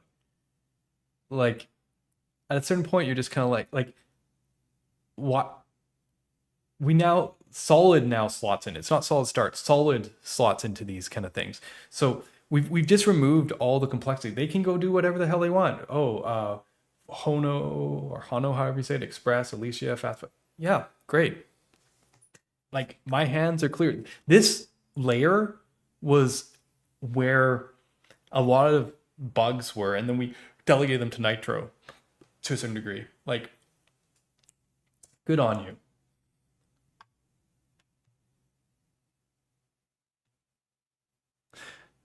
Oh, YouTube TV. Yeah, I mean, yeah, I've talked to the Google teams a bit. I mean, because they've been working on the web. They've been moving to Signals with Wiz, but like there was this like tension because they were trying to get like developers want something like JSX. It's very interesting the build at home kind of aspect of Google. Anyway, okay, so I guess that's solid news. We talked about solid the whole stream. Let me look at what I got for history here. Okay, this was interesting. This was a benchmark. And it was funny because Solid did like really good at some of the benchmarks, but then like did really bad at others. And I put a fix in that fixed all the benchmarks except for these last ones. These last ones are very harsh on us and Svelte, particularly because we use microtask queuing, and they're literally doing like await set, await set, await set, await set, await set, which is something you'd like never do in an actual app. And the funniest thing is, I made a text component just for fun, and it actually caught up to like Angular, even though it was updating 1,000 times when they were updating once. Um, so yeah, this is a interesting one. Um, it's always interesting when new kind of benchmarks come out because like this shows like us not doing particularly great, but it's part of it's the context of what the specific test is. Like I don't recognize this test as a real thing, but it was amusing to come up with a solution where they update once, we update 1,000 times, and where our performance is basically identical. Um, God, do I want to talk about this? I slot forked vNext into Nextane. Next.js pages router build telling on Octane. Right, because Octane isn't complete compat with React. The biggest win is bundle size. Yeah, exactly. Down to 40 kilobytes. That makes sense.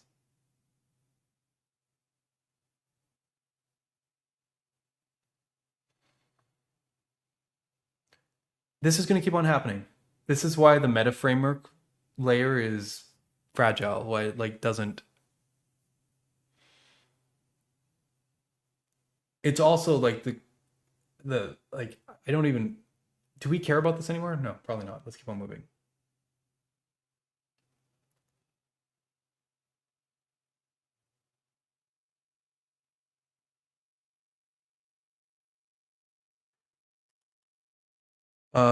Oh yeah, sorry, I haven't even looked at that. Let's look at that. Sure, Svelte Kit 3, Svelte Kit V3, RC. Yeah, I was so busy. I didn't even blah blah blah migrate blah blah blah. What's changed? Configure lives in vconfig. That's a move in the right direction. Makes sense.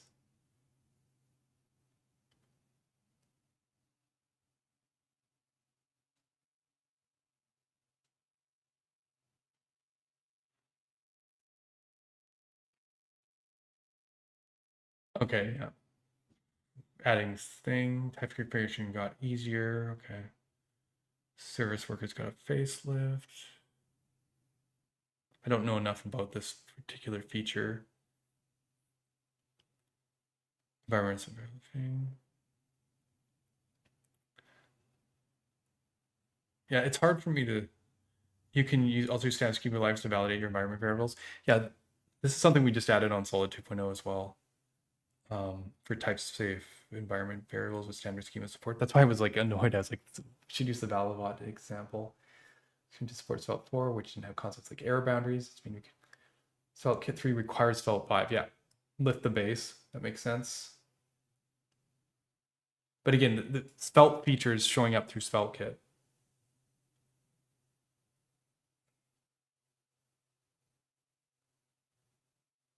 Update.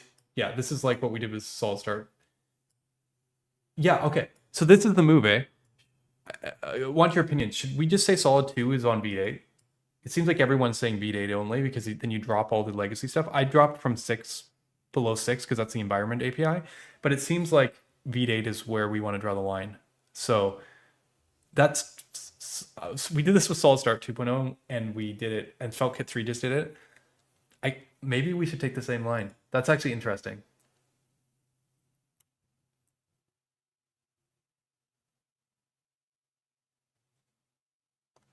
Following Svelte Kit, you like to kind of remote functions as long as the async file is our vision for how the client should be handled. We're unreasonably excited about remote functions. What? They're not released yet? No, I thought remote functions aren't released yet. Okay, sorry, my bad.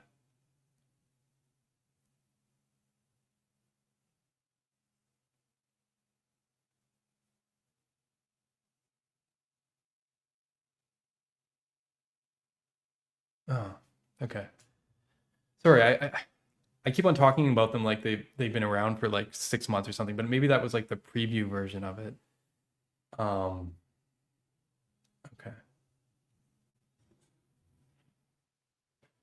But yeah, this is just like the hint. See, I kind of learned, this is what I've been learning. This is why I hinted the server component stuff in the ad. This is smart. It lets people know that like there's more interesting stuff coming without like spilling the whole beans.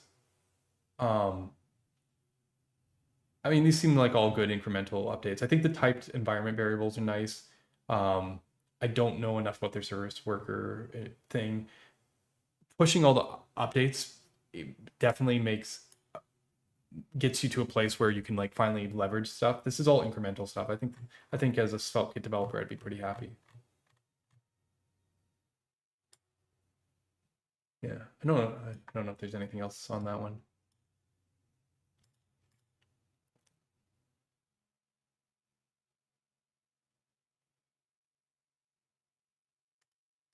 Yeah, I didn't realize that. Like, I guess there's like lots of details, and they have to really make sure that it feels Svelte like. Because the last time I looked at them, they looked a lot like um our uh our server functions, right?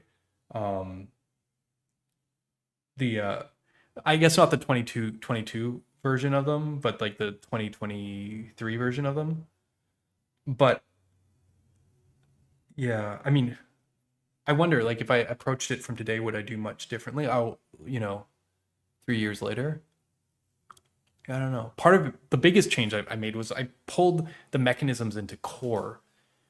like stuff like use submission and stuff that I can steal from Remix now uses our own optimistic update hooks on the action. So like, but the server functions themselves still kind of unchanged for at least for the last 3 years.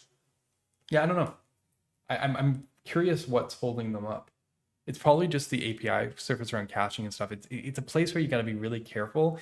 Part of you wants to be like really like opinionated because you give people good defaults and they're happy. But on the other part is like you don't want to like. I mean, maybe Salt does, but I wonder if they're like building TanStack query and like, do you know what I mean? Like they.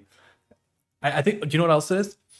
At the time that these things first came out, no one supported async iterables and streams. And now that's kind of like table stakes. Like Solid 2, we talked about promises all day long, but literally async iterables kind of like async generators kind of flow through the graph in the exact same way. So like we stream data everywhere. And this is very relevant for the async system, you know, it's relevant for initial render, and it's actually super relevant for server components. So I can understand if you're trying to like piece out the whole solution space, you might want to like hold a bit. It's kind of like why I've held a bit on server components in general, because there's a lot of places you could start from something like React, kind of basic, using their own mechanics. You can try and go agnostic and use like async generator components and like design on something like Crank.js for the server, or the old Dust templating. But that's it's like a new framework if you want the semantics. I come up with an idea of how to make signals on the server actually make complete sense and be an amazing model. And that's actually what's shipped right now with server components right now. We actually have like fully permissive streaming signals from the server through server components. It's crazy doing both data streaming and markup streaming at the same time. But then like you could take it a step further. You could be like, what if the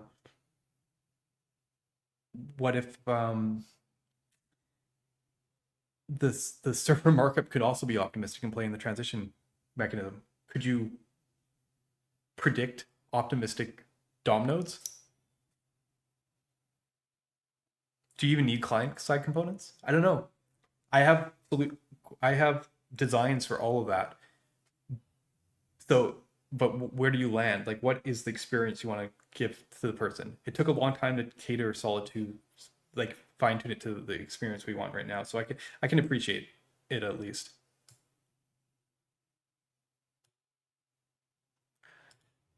I think it comes from if you build to the end of the story all the time, you have to step back when every time you adjust the measure. And I complained I lamented at the beginning of the stream that I was never here when stuff arrived. But it's because, in a sense, I just kept on going, which meant that I never had to step back. Because I didn't have to fill out the story, you know, and that's kind of like the trade-off on this. I couldn't draw the line earlier, and this is where we got now. And I think this is probably a very pragmatic choice on them trying to figure out where they want to draw the line here, because if new abstractions cause your existing abstractions to be like kind of poked at a little bit, then you have to rethink things. Like Ruins had this risk, right? Where originally they were like, look, you know, you just call a variable, but then you have to wrap it in a function when you take it out of the file, because it's like secretly actually calling an accessor function. Like it basically works like Solid, but we're going to pretend it doesn't. But then they step back and they're like, okay, we can use classes and use a getter and make it implicit. And that API was much cleaner and served their purpose and didn't cause people to write stuff that made no sense. It could be something similar here.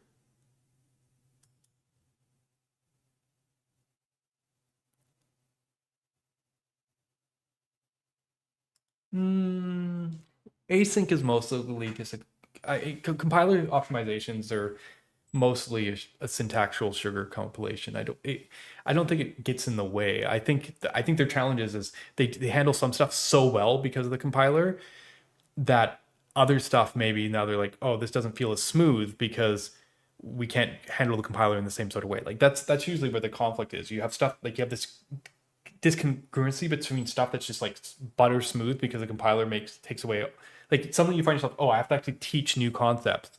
The compiler let people not learn right away. Like that's honestly the biggest risk of a lot of stuff. Like, do you know why I love TSRX? If you want to destructure reactive props, you use a symbol. It's saying, hey, this is not normal destructuring. I am showing you that I am doing something special here. There's an @ sign. If you just go, oh, component props destructure and it works, everyone gets happy, like, yay, this is great DX. But you're just deferring necessary learning. Because then they go dot this or something inside the component without wrapping it in a derived or whatever, and it doesn't update. And they're just like, I don't understand. And it's like, well, that's not, access matters for reactivity. It's all about reads. But you're like, but I was destructuring the props. It's like, yeah, well, we lied to you for your sake. But now you know. I don't like that. But if you make it explicit, you're like saying like, look, this isn't JavaScript. We know that you're doing something special. Then that's kind of better. And I think that's the kind of friction that you sometimes have to happen because your compiler is creating an experience and you want it to have no holes. You want to cover the whole surface in a way that tells a really compelling story. And making sure that every point works is usually the challenge there, right? Like, because it was like, what about this edge case?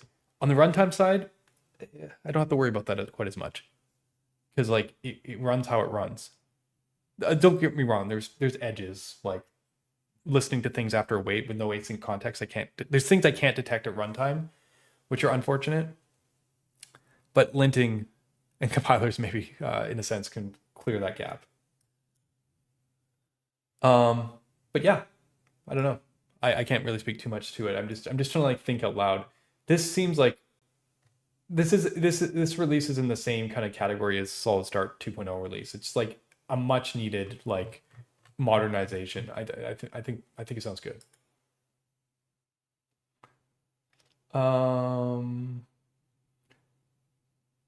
Let's go on my thread for a bit before we finish up the bookmarks. Let's go back. Oh yeah, okay. We're gonna have to talk about Octane because Octane came out after my last stream. So yeah, give me a second. We'll talk about Octane in a minute. Let's go over stuff. Okay, first thing. TanStack removed server components from their website. Interesting read. People should check this out. Because it's funny. The TanStack server component design, that you guys know, is roughly based on the server component design I proposed a couple years ago. And it's still like, when I was working on the latest solid server component stuff, I was like, how's this going for you guys? And they're like, oh, pretty good. And I'm like, kind of had like kind of a debrief with them to kind of understand where things are at. And it actually helped guide the design a bit, especially around like anchor tags and forms. But the funny thing is they ended up removing the server components because essentially they just needed a smaller way to process Markdown. So when they basically did the change, current old SSD score, current RSD. Okay, so like it was a minimal change. They actually lost performance in a couple places, but gained, made their site a little smaller. Current time to time, but the actual time TBT, what's that? It's total. Why am I? That's not like time difference. What's our TBT? Total blocking time. Okay, gotcha. Okay. So they ended up, because they spent less time in the server component reconciliation, and they actually reduced the total blocking time, which is nice. But their overall score actually did dip a little bit or stayed even.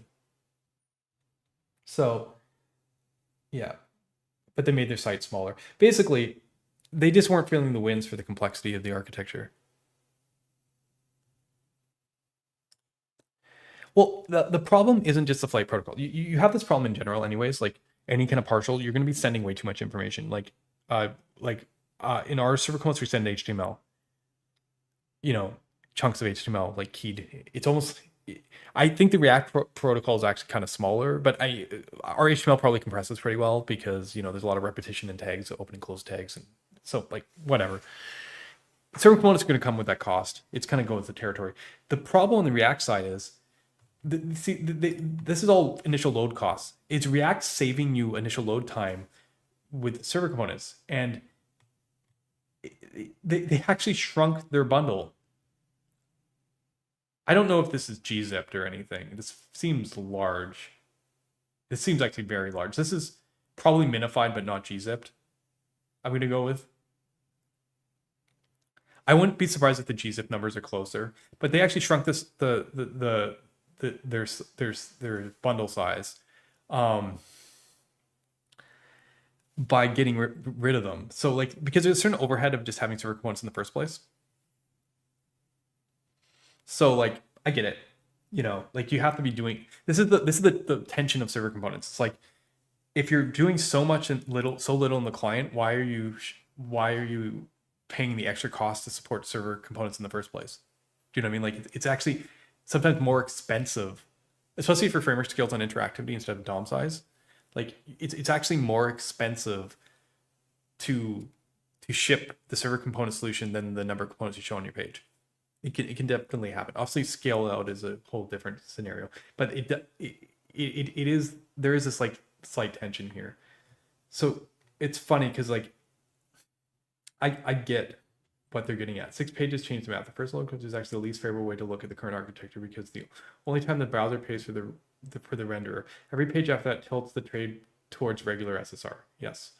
In the RC version, every new piece of the server back content with the rendered flight payload for the content. We kept the renderer itself out of the browser, but each navigation refresh, blah, blah, blah, would pay for serialized component again. Regular server payloads, transiting, docs requests, down, blah, blah, blah. We aren't refreshing. Yeah.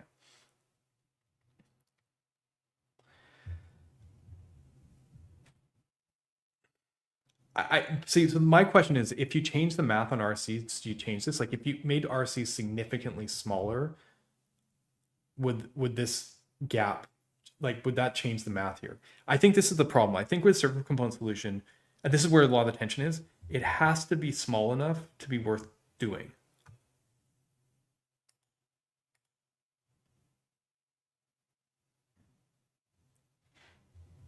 Tense actually go post on drop. I mean, everyone's been waiting for Solid 2.0. I don't know what their plans are there, but that would be cool.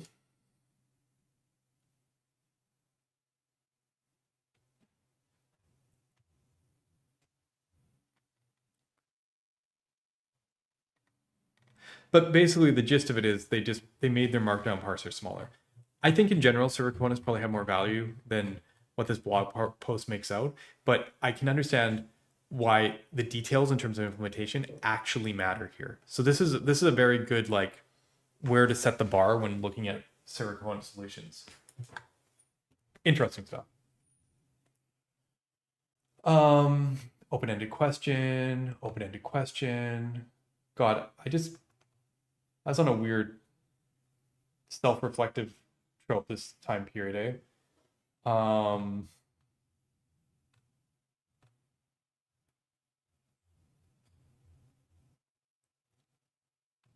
Okay, let me see if I can group this stuff in a way that I want to group it. Okay, cool. Because I want to talk about Octane, I want to talk about AI, and I want to talk about... Yeah, let's start with this one. This one's small. Apparently React compiler was compiling solid code. We never actually got a solution for this. Like the Tanstack guys eventually came up with like some kind of hack around, but they got there. It was kind of interesting though, because back in the day, we kind of had this problem where React's JSX was just infectious everywhere. They polluted global types, they did all this, and the ecosystem had to kind of walk back from it. This is the biggest problem with these generic compilers. Svelte had this problem, and that's why they have svelte.ts. React compiler is just like, they assume they own the JSX extension, and maybe that's fair, but I feel like things have shifted from that since then.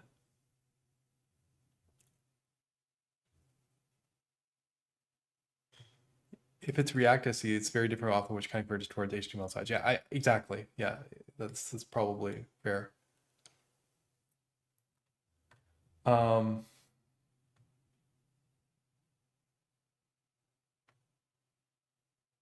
talked about solid start. Okay. It looks like most of my the rest of the stuff is AI and Octane. I actually do. We talked about this a little bit. My research into server components has suggested to me more than anything that Datastar is onto something. They are a framework that I am very much aware of. I think you guys should be aware of too if you aren't. I put them in the same category now as Quick, in the sense that they are a framework doing interesting things, and I think that right now when I like even when I'm mapping out new concepts, like I mentioned the other day, I had this kind of ground shattering revelation on things. Um, Datastar is mentioned in that article that as I wrote it down because they cover a part of the spectrum that historically hasn't really had the solutions, and I think it's very clever. HN user registration from scratch. I think we're going to see a bunch of this. I think the problem is HTMX is just not enough. Every person who takes HTMX and then goes, oh, but I need little bits of interactivity, are going to come here. And because of HTMX's success, this is a very natural place to be. So yes, I definitely want to talk about Datastar in the future. It's worth talking about. Just wanted to give a shout out. It's tricky because at different periods of time, different frameworks catch my attention, and then I basically like just drop off talking about other frameworks because like they're not in my field of view.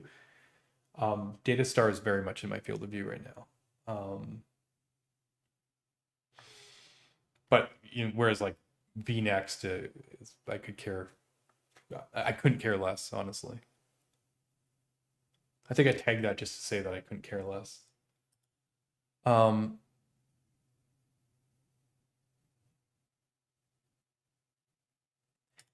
Oh, you're talking about affordances for like destructuring? Or are you talking about, TypeScript source JS export? Yeah, just import source where it's a compiler. Yeah. Okay, so the rest of this is, before we get to Octane, the rest of this, I guess it's kind of related. Let's talk Octane first. We've all known about Octane on this stream for like over a month. Let's face it. When Octane finally was released, there was that reaction. There was like, what? It wasn't released yet. This was not a very well kept secret. Dominic like told me not to talk about it or whatever, and I tried not to on the stream, but it's in whenever Dominic Ganaway creates a framework, people are going to talk about it. So the chances of that, not emerging, and let's face it, when he dropped alpha, he already had like a pretty, like he might be just reusing one of his existing templates, but he already had a pretty good setup. Which reminds me, probably should make a PR here. I should be able to get Solid back down to the 1x area in his benchmark. But that aside,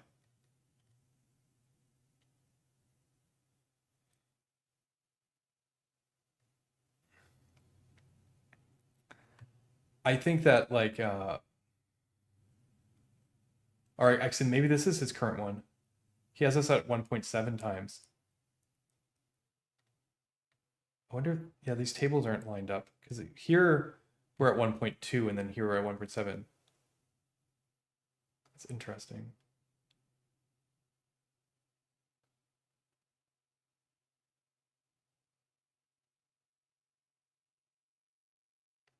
Not very nice. I think he's finding some interesting holes in frameworks. For Svelte to end up like this far behind is definitely interesting. Basically, the JS framework benchmark. Yeah, I wonder. There's no. I wonder where this 1.7 is coming from because there's no way that the JS framework benchmark has these kind of divisions.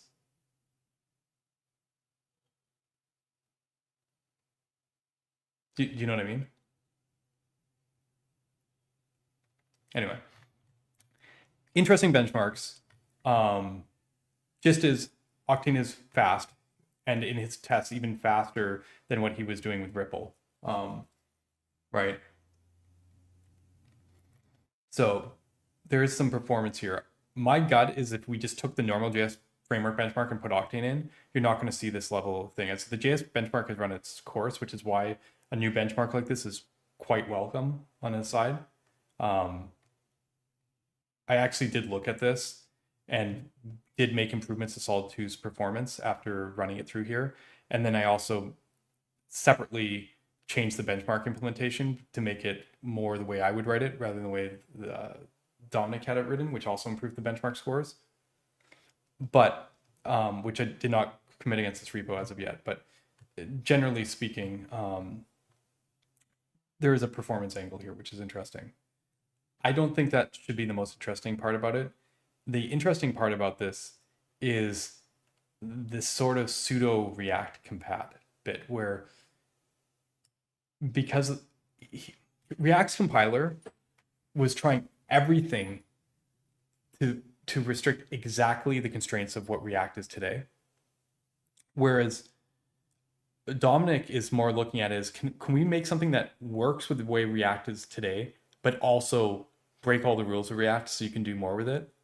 So it's like it's not just React compat, it's just like React compat plus.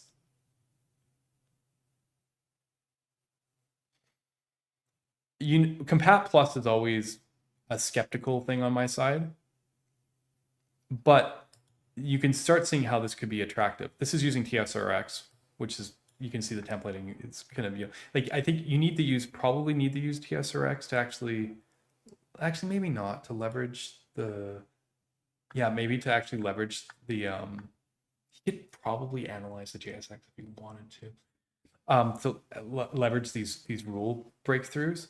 But the key part is it's not just that there's this React compat bit. They're literally actively going through the ecosystem and and basically converting. Like if you go to the GitHub, this is actually kind of interesting. I went to the Discord, my bad. If you go to the GitHub and you look at what's in here,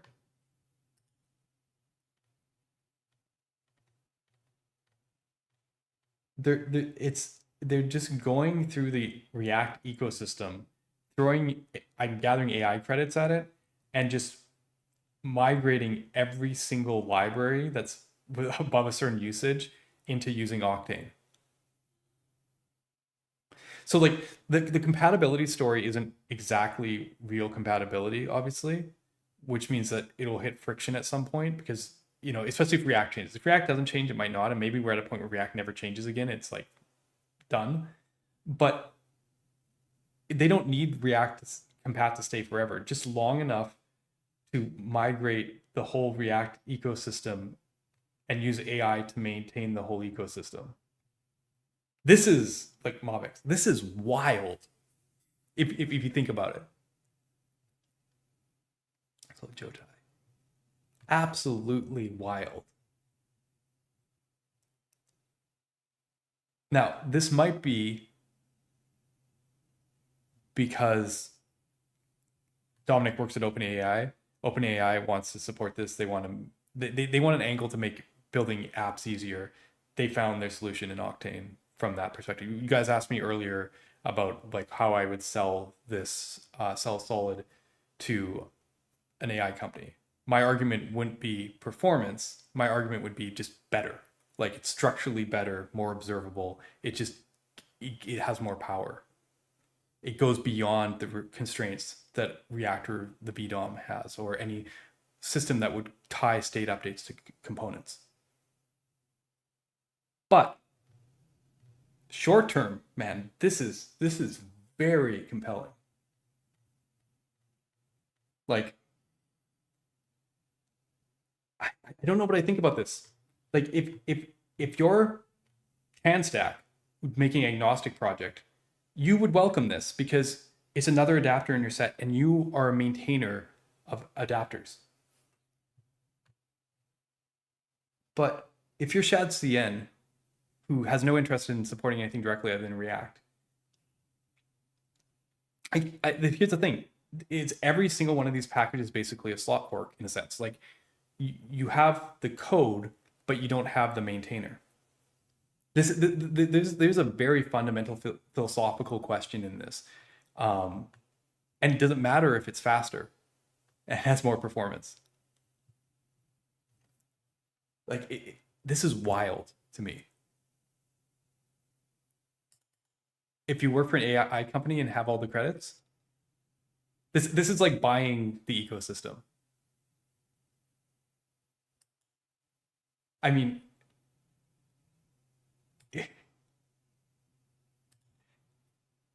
like,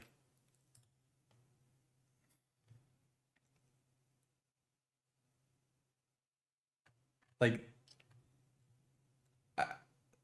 where was it? Dominic's Octane is far more. Yeah, here, this is important.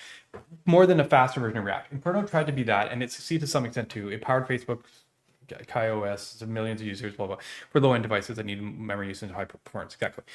However, Octane provides far better developer ergonomics. It changes the React in key areas that fall short, such as hook usage and even things on sensitive data.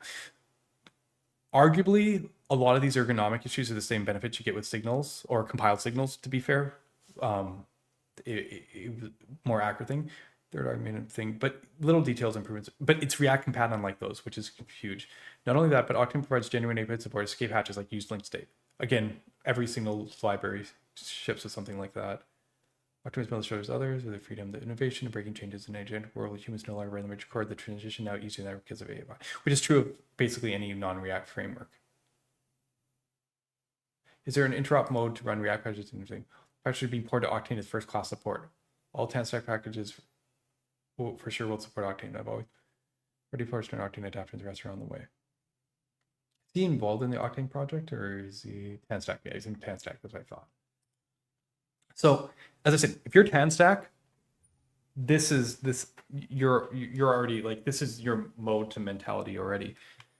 If you're the rest of the ecosystem, it's interesting because, yeah, I find this aspect more interesting, arguably, than the framework stuff. We know where performance sits today, and Dominic's pushing those benchmarks, which is great because it'll make us all faster. But this is the actual pushing point is what I'm talking about here with the ecosystem bit. I didn't notice it at first when I did it.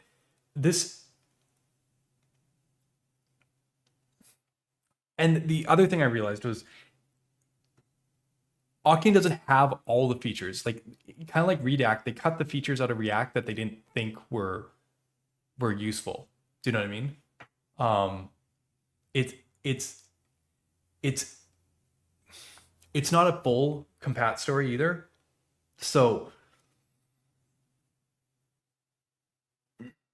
from a marketing standpoint, that doesn't matter, but there's implications of this.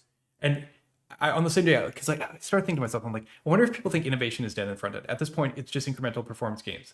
If there isn't anything to gain architecturally by changing the formula, it would partially explain why there's resistance to move past old React and excitement around things like Next or Redact. The lower excitement around things like Quix reusability. We're never going to move past React unless we move past React. Yeah, this is a gut reaction, because when I saw Octane, I was like, this is cool, but you're just encouraging people to do the wrong thing, in a sense. Dominic doesn't think it's the wrong thing, to be fair. Yeah, and he has the experience to kind of make that decision because he did work on signals frameworks. And it's quite possible that in the seeking of pure performance, he is right. Like, when you're looking, like, he's optimized for that component layer to the point that it's possible that Octane will stay ahead of everyone else because of the way he's designed it. Like maybe those benchmarks are not reachable in the others. Like maybe we will never close that gap. Like this geomean shows that View Vapor is almost identical to Octane, but maybe this is out of date. Maybe it's very small. Maybe it doesn't matter. But that's not really what I'm arguing. I actually think fundamentally that components and data flow are not the same thing. And I think that's a way more fundamental question. And I think it's okay to have both perspectives exist in the ecosystem, but it's hard when React already has pushed out a lot of other thinking to be able to like have another solution trying to like prolong this, because in a sense this is just prolonging React in a way.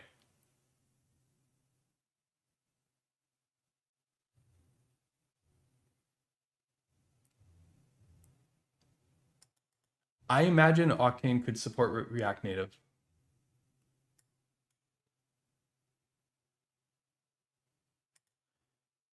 Yeah, I mean, this is my concern here, and I'll talk about React Compat in a second. Because if performance wasn't enough to push the dial, for humans, like hopefully agents will, maybe OpenAI, like maybe the angle is that you get to the point where the agents decide which framework, and because of the alignment there, the agents will just start making stuff into Octane instead of React.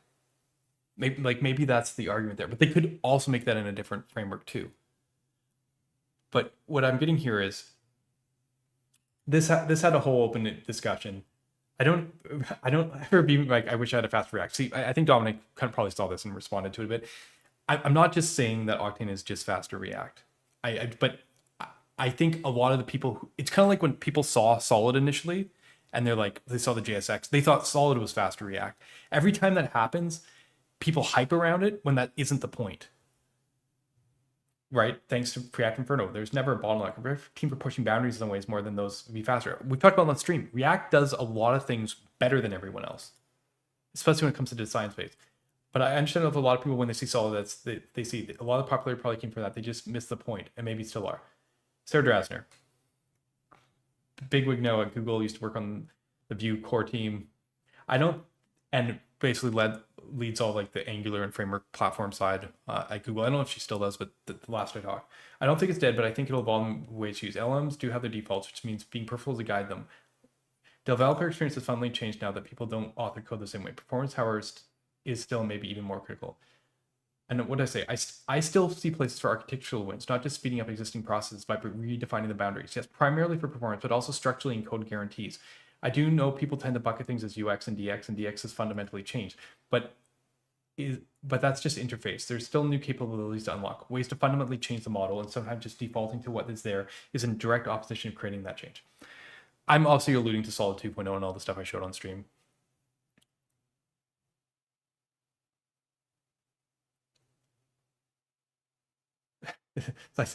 This was an interesting one from Matthew Phillips. I think two things are happening parallel. People are looking at code less and less, and this is especially true of newer developers, so they don't pull to try new things. Yeah, I'm feeling that. Framework decisions is made by fewer people than in the past. We're approaching a world where the people who build agents and work on right systems are the ones who are most influential. I see. So framework authors should be working at AI companies. This is kind of foreshadowing what we talked, kind of about earlier. That's it.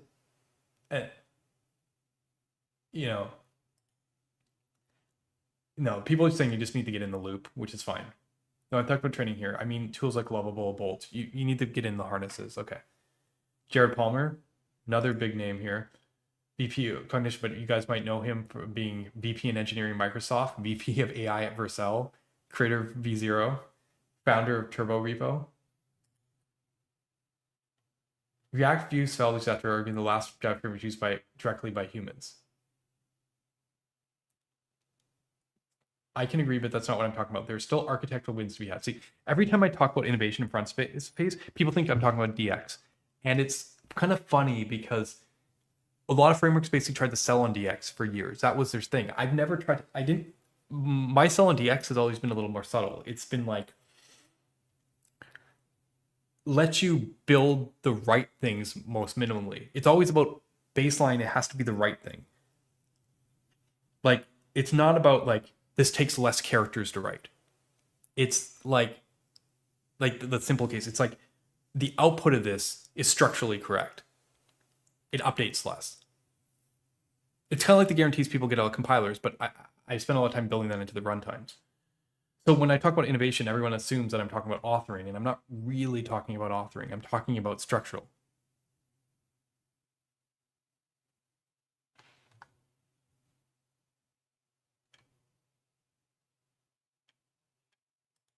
A lot of people see LMM compilers of frameworks in their mind as an implementation detail. Right, because they're deterministic or whatever. The funny thing is, I mean, LLMs aren't, but the funny thing is, like, Svelte had a compiler, and then it adopted runes.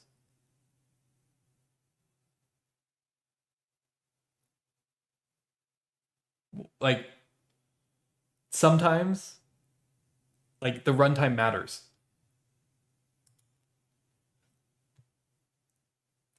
Can you, well, in a framework like React or like any kind of like BDOM re-render kind of mentality thing, the state is owned by the component, which means that on an update, it is the component that runs. It might be a portion of the component, it might be sliced, it might be doing it, but it might be memoized, it might be all these things. But generally speaking, there is this tight coupling between the component and the state and how it travels through the tree.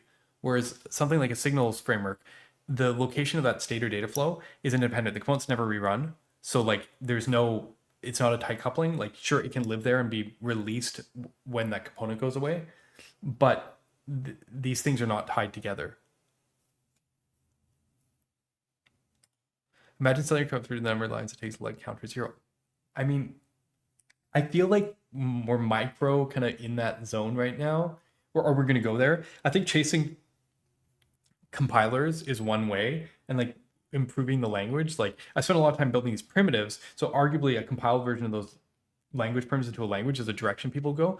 My problem right now is when I talk to people about AI and stuff, it's all like hand wavy stuff because it's like AI is a great tool and it's like handling that interface part. It's handling the IDE. It's the shift left. You know, it's that whole thing. But we should be talking about what we're actually building, like architecturally. Like, what are we building? Like, AI makes it easier to build, but what are you building? Has what we build not changed? Is it fundamentally changing? It's always changed historically. People are picturing AI changing the way we interface. That's a more interesting question. Does that mean that we should value streaming more? Does that matter? Does stateful servers a thing that we should go back to? Like, what's the interface? What are we building? Stuff like the language level or compile level optimizations on that side are the LM is in a sense almost like the compiler. I like once we figure out what we're building, figure out architecturally what we're making, then we can optimize the compiler to fit the language and the intent, and we can go there. But it's a last stage optimization.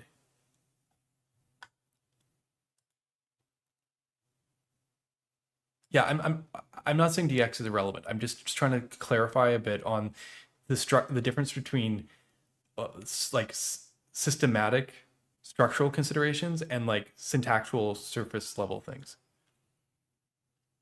Framework author works at big company, big AI adopts framework as default, might be the only path forward to mass adoption available post LM, maybe.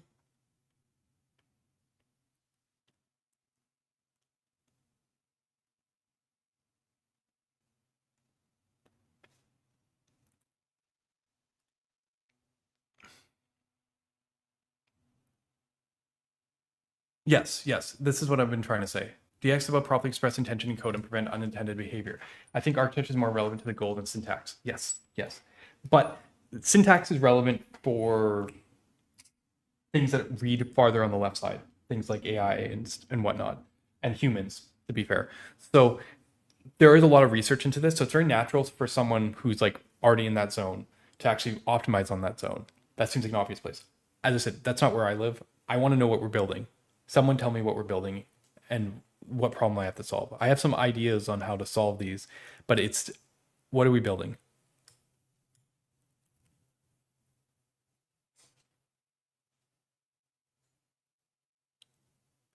one's gonna use Angular.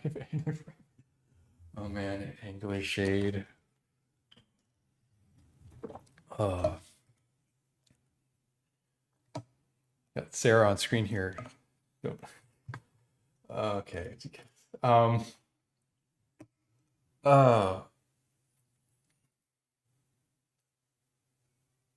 This is my love letter to Fable. You guys don't care. Fable's just better than everything else. Sorry, guys. Moving on. Okay, similar. React compat has been a trap. No compat library is completely compatible. They usually fork because they don't want all the features, want to be something more performantly. A compat layer gets out of date or features diverge. Library adds features and React does something different afterwards. We saw this with like Remix, and Suspense and all that stuff. At some point, a good percentage of those users revert back to React because of something they don't have, right?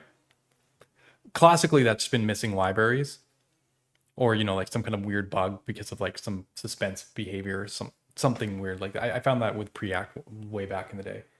4, migration of ecosystem never happens, as in it just works. You don't get your own library version if React version is just more mature, right? No one makes their own, like, you don't get your own unique stamp on it. You get the React version. Now, the funniest thing about this is what Dominic's doing with Octane bypasses, like, it falls into a few of these, but actually bypasses a bunch of this. Like the migration ecosystem is happening because AI is funding it. And so it does just work.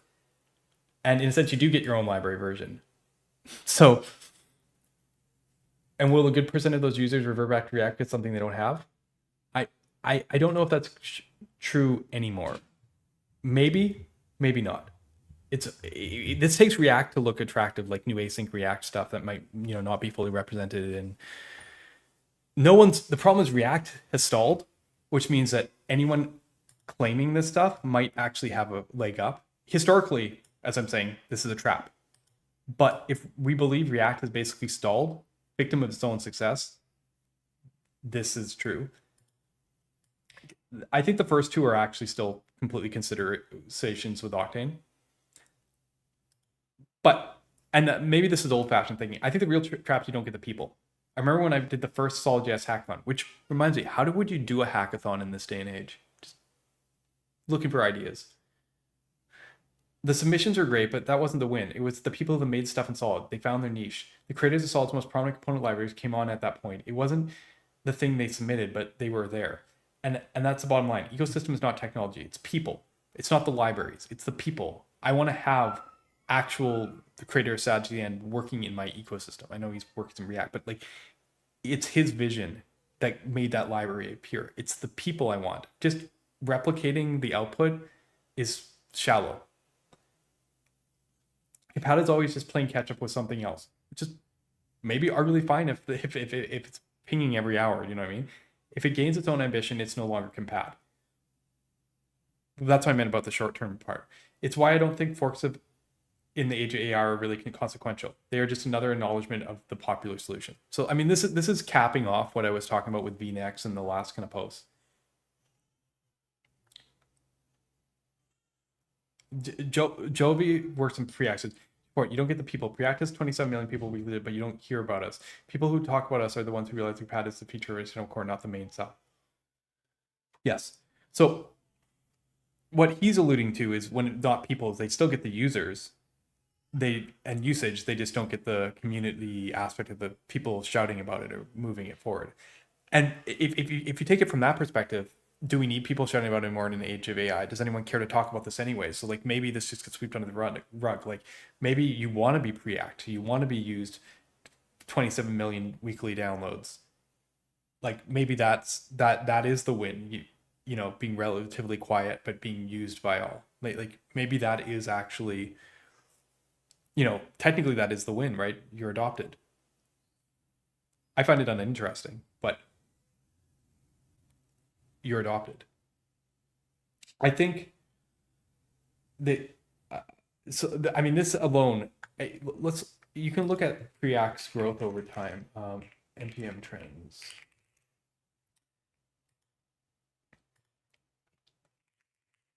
Preact is one of the my favorite version of this is actually Tenor's one, where he compares about it. But Preact is one of, look at Preact's growth trend. AI.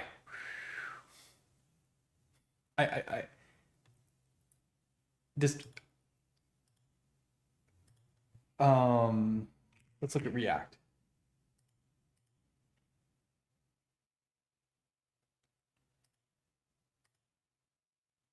AI. Uh,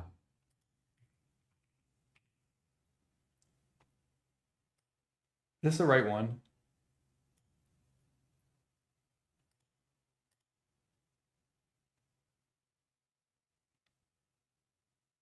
Hmm.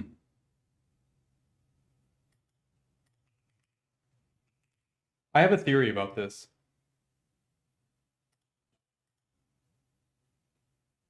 Hmm.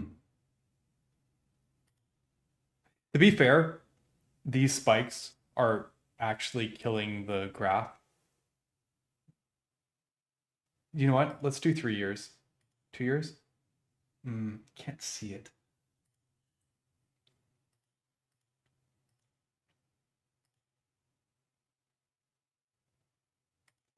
This is the problem. AI. JSX frameworks tend to be having this curve right now.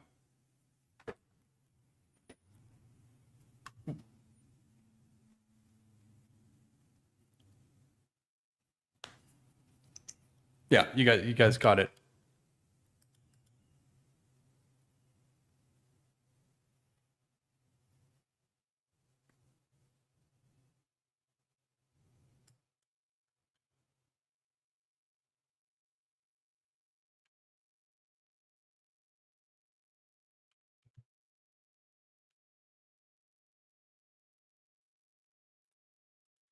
Communities might be shrinking. I haven't noticed it because Solid's been growing at a good clip, so that we have like we're small. When you're small, you don't shrink.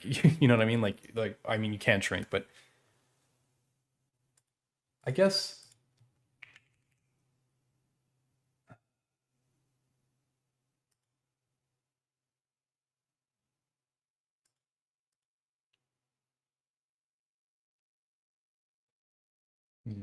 yeah, hard to say if they follow the JSX twin trend. I was just trying to see if okay.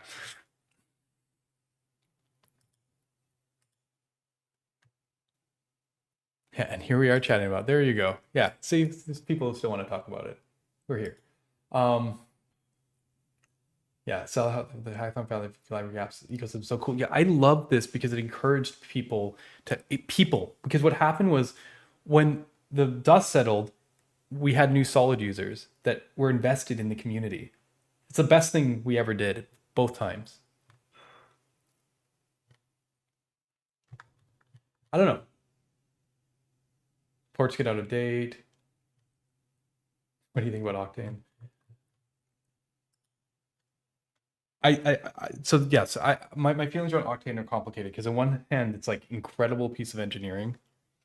I think that it represents the today at least the epitome of the other side of the approach from like a performance streamline thing. I still have a lot of respect for React though because of their work into async and their design and their vision there, and I worry that we lose that sometimes. But the more interesting thing is the thing that I don't know, which is like, how do I feel about this? Look, these were all updated 5 hours ago, completely up to date. Like, man, you know what I mean? Like, this is just a whole other thing. Because I wrote this post historically intentionally. I don't know if it's a trap anymore. I might not be happy about aspects of it, but I actually don't know if it's a trap anymore. If the key pillars actually have changed.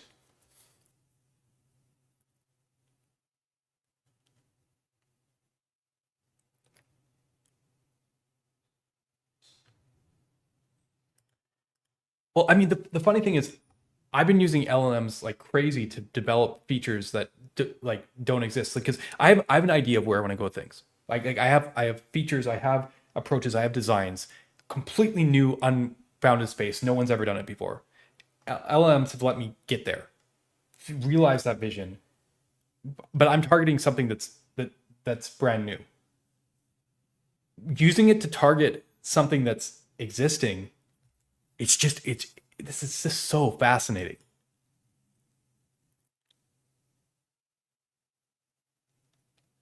Yeah, how do you perform it? It could be the best technically, politically, visually, and still get dismissed. Even if you're an AI company, it's still new concepts. Learn. Yeah, I don't know, Jack Shelton. Which, if you closely look, if you're who I think you are.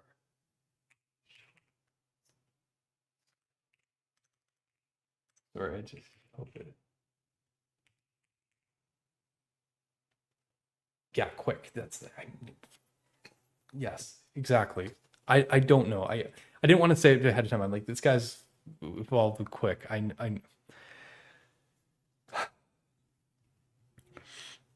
it's hard. Like because it's like there's different approaches. Like the classic one for quick example, it's quick is better than every framework in certain ways, and quick is the only framework that has proper deferred hydration. No other framework, Marco, but no other like popular framework has proper deferred hydration. Everyone who offers that feature is a liar, and it's broken and it's terrible. But like even and quick has a niche story for especially like quick's a general framework, but its niche story in terms of loading story and stuff is incredibly compelling to like a certain class of users. So you could even have a niche market of people who want to use it.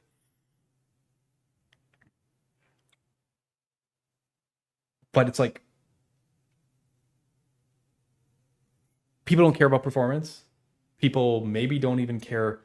Like I keep on trying to paint a picture of like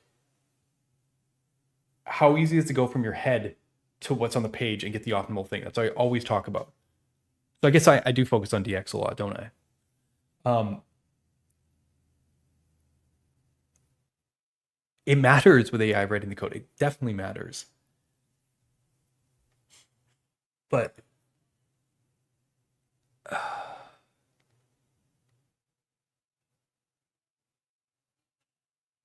oh, yeah. I got fine-grained code splitting C2 without changing to API via semantic analysis, but still running into edge cases with Cobalt. Need to look at more interesting. Yeah, that's right. You're gonna see if where we could get on that topic. That's awesome. Specifically on the RC. Yeah, that's awesome. I want to review on that. Yeah, when we get a chance.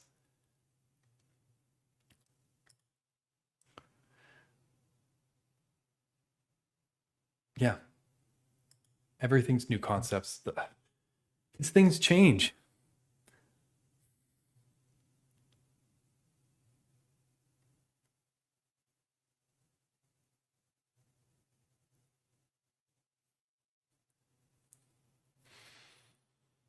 Mm. I don't know. It's this is one of those lofty topics because we started with Octane and I knew we'd move into AI. Um, I try and keep optimistic about this stuff where I can, right? I mean, I'm kind of excited. I've lamented the death of cool web tech demos, and for the way AI has shrunk in the audience, I feel like I've got some new ones on the way that will have us imagining the limits of what's possible. And it's been too long. To be fair, these tweets are related to each other. I had a crazy realization today, really foundation shifting. I'd write an article to share it, but I'm too busy working on implementing things. AI to draft it, but since everyone seems to hate AI pros, I won't share it. And then I got ratioed for the first time ever. Like really ratioed on here. Where is it? Where is it? Thank you for not sharing it. 400. Yeah, I've never been ratioed on this platform before. Like complete double ratioed. And the funny thing is, they're agreeing with me as a ratio, which is hilarious. But you could tell with the tone here. I'm actually saying people are morons for not accepting AI. Like judge stuff on the content, not on the writing. Part of my bias probably is because I like AI written stuff. Maybe I talk to AI too much. I find it clear, articulate, to the point. Um, I don't like when I read garbage marketing AI stuff. It's not the writing that pisses me off. It's the content. It's like you're like these guys are saying things are factually incorrect. They're repeating catchphrases and things that like aren't actually making an interesting point. You've all seen that slop, and when I read it, I'm just like, what framework is the best? Solid is for small performance apps. Svelte is good because it compiles away. Like it hasn't done that since Svelte 3. Like like that bugs me. AI isms in the writing don't bug me at all. I find it compelling, and I think I'm in a very small minority here, which is the thought of me that someone would sacrifice content for for for that is insane. Which is why I got here, because I think everyone read that off my tone, right? That's why, because there's a bunch of people who are being like, oh, you can share it with me, please share it, please share it. I want to know, I'd love to take a look, right? But I knew that I would get something like this. I was fishing for it, kind of like you know.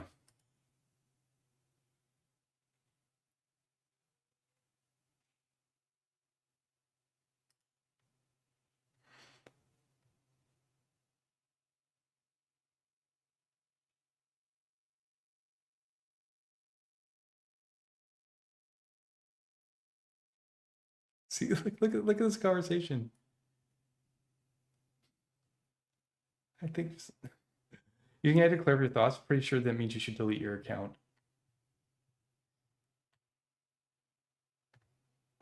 Maybe some people just don't understand. Like really, just it's just like this is at a different, complete perceptual level that they're just yeah. I don't get it. Maybe this is my own misunderstanding, but it's fine. This was the smartest thing I ever did because if I'd posted this, I would have been it would have been a mistake. I didn't post it for the wrong reasons, but I'm glad now that I didn't post it for the right reasons.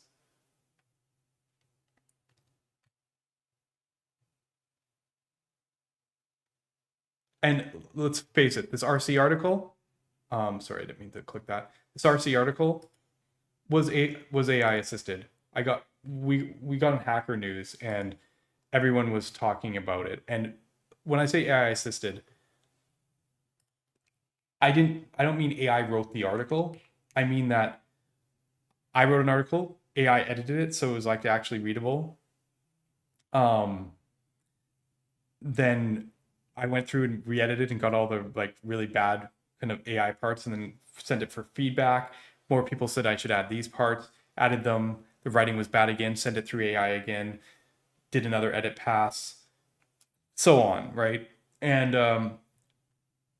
the final article is you can see that where AI touches it. Like there's a few little things in there. It's mostly very heavy in bullet point sections where AI keeps it short and to the point. These kind of sections, but then you can definitely see like um, the human part come out, especially in the intro and especially in the ending, and you know, like there's definitely AIisms in here, subtle compared to some stuff definitely, but I ultimately think the product of it is better. I'd argue with anyone, and I did on Hacker News. Just I'm only bringing this up because it's just a noise to me. Anyways, how's chat doing?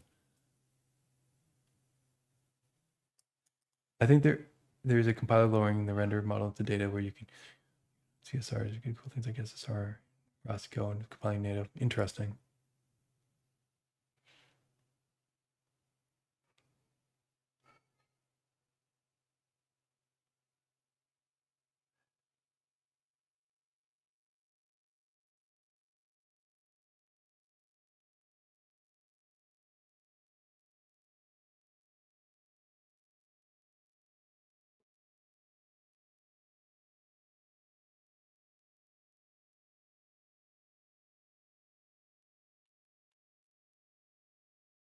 Anyway,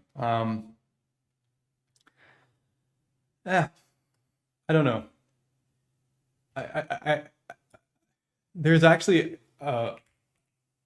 I don't know how deep I want to go into it, but there was actually in the Hacker News, I actually showed a before and after response, um, in one of the comments. I thought was kind of funny because yeah, the AI response wasn't great and it needed editing. Yeah, what did I say before? The AI tone in the announcement is light enough to barely be noticeable, but it's there.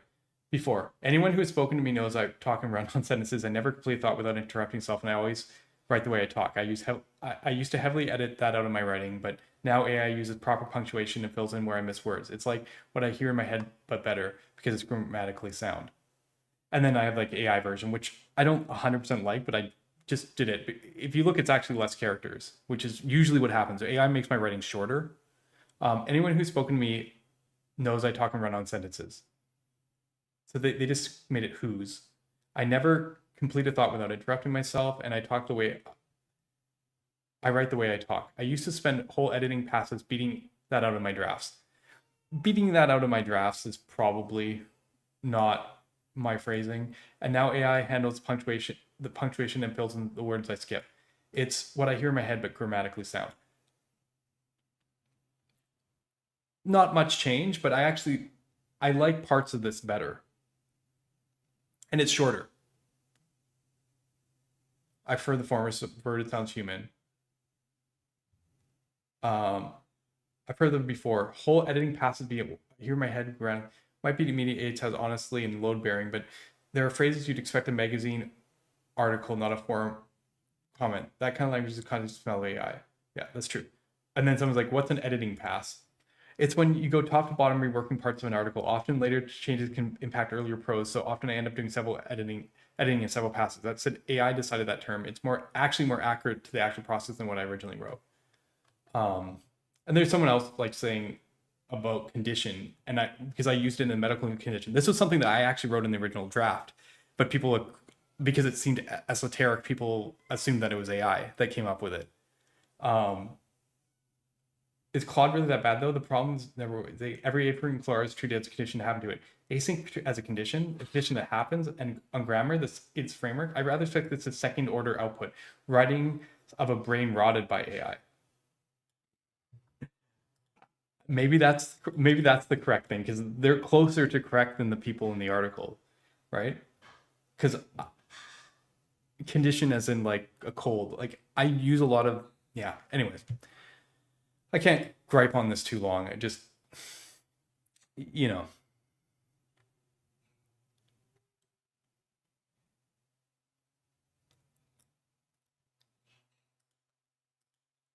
technical writing with AI tends to lack empathy for people less acquainted with the specifics. Yeah, and my own writing already is like that.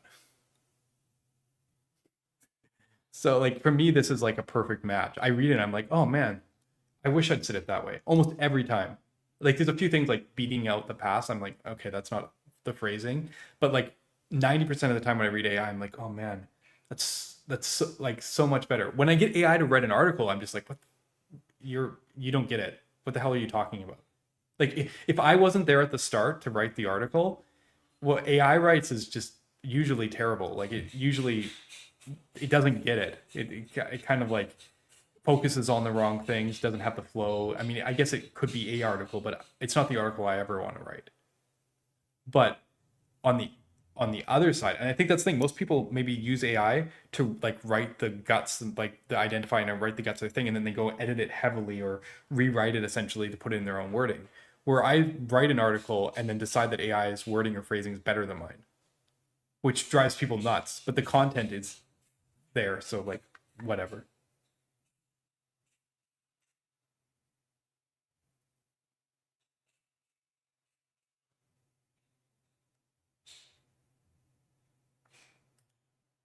Hank Green got canceled for, and I appreciate the pushback that he didn't even copy from me because these are real words in the English language. And if you talk to an agent as much as I do, or some people do, you start just adopting the phrasing because it makes sense. You're like, this is actually a cleaner way to talk about things. Talking about constraints, talking about in our case, the graph and the model are actually completely relevant. People say AI talks about graphs too much.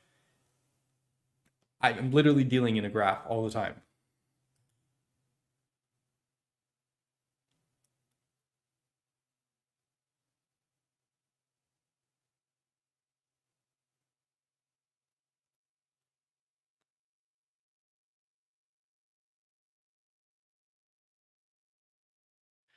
Yes, AI is impressive in any field where you're not a professional. Exactly.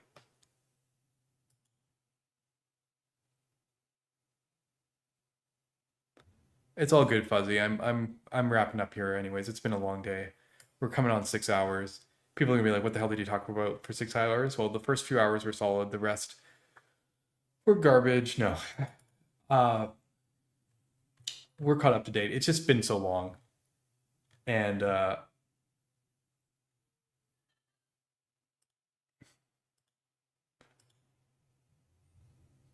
yeah, I think we covered everything, didn't we? We covered the bookmarks. Yeah, we covered the content. We covered.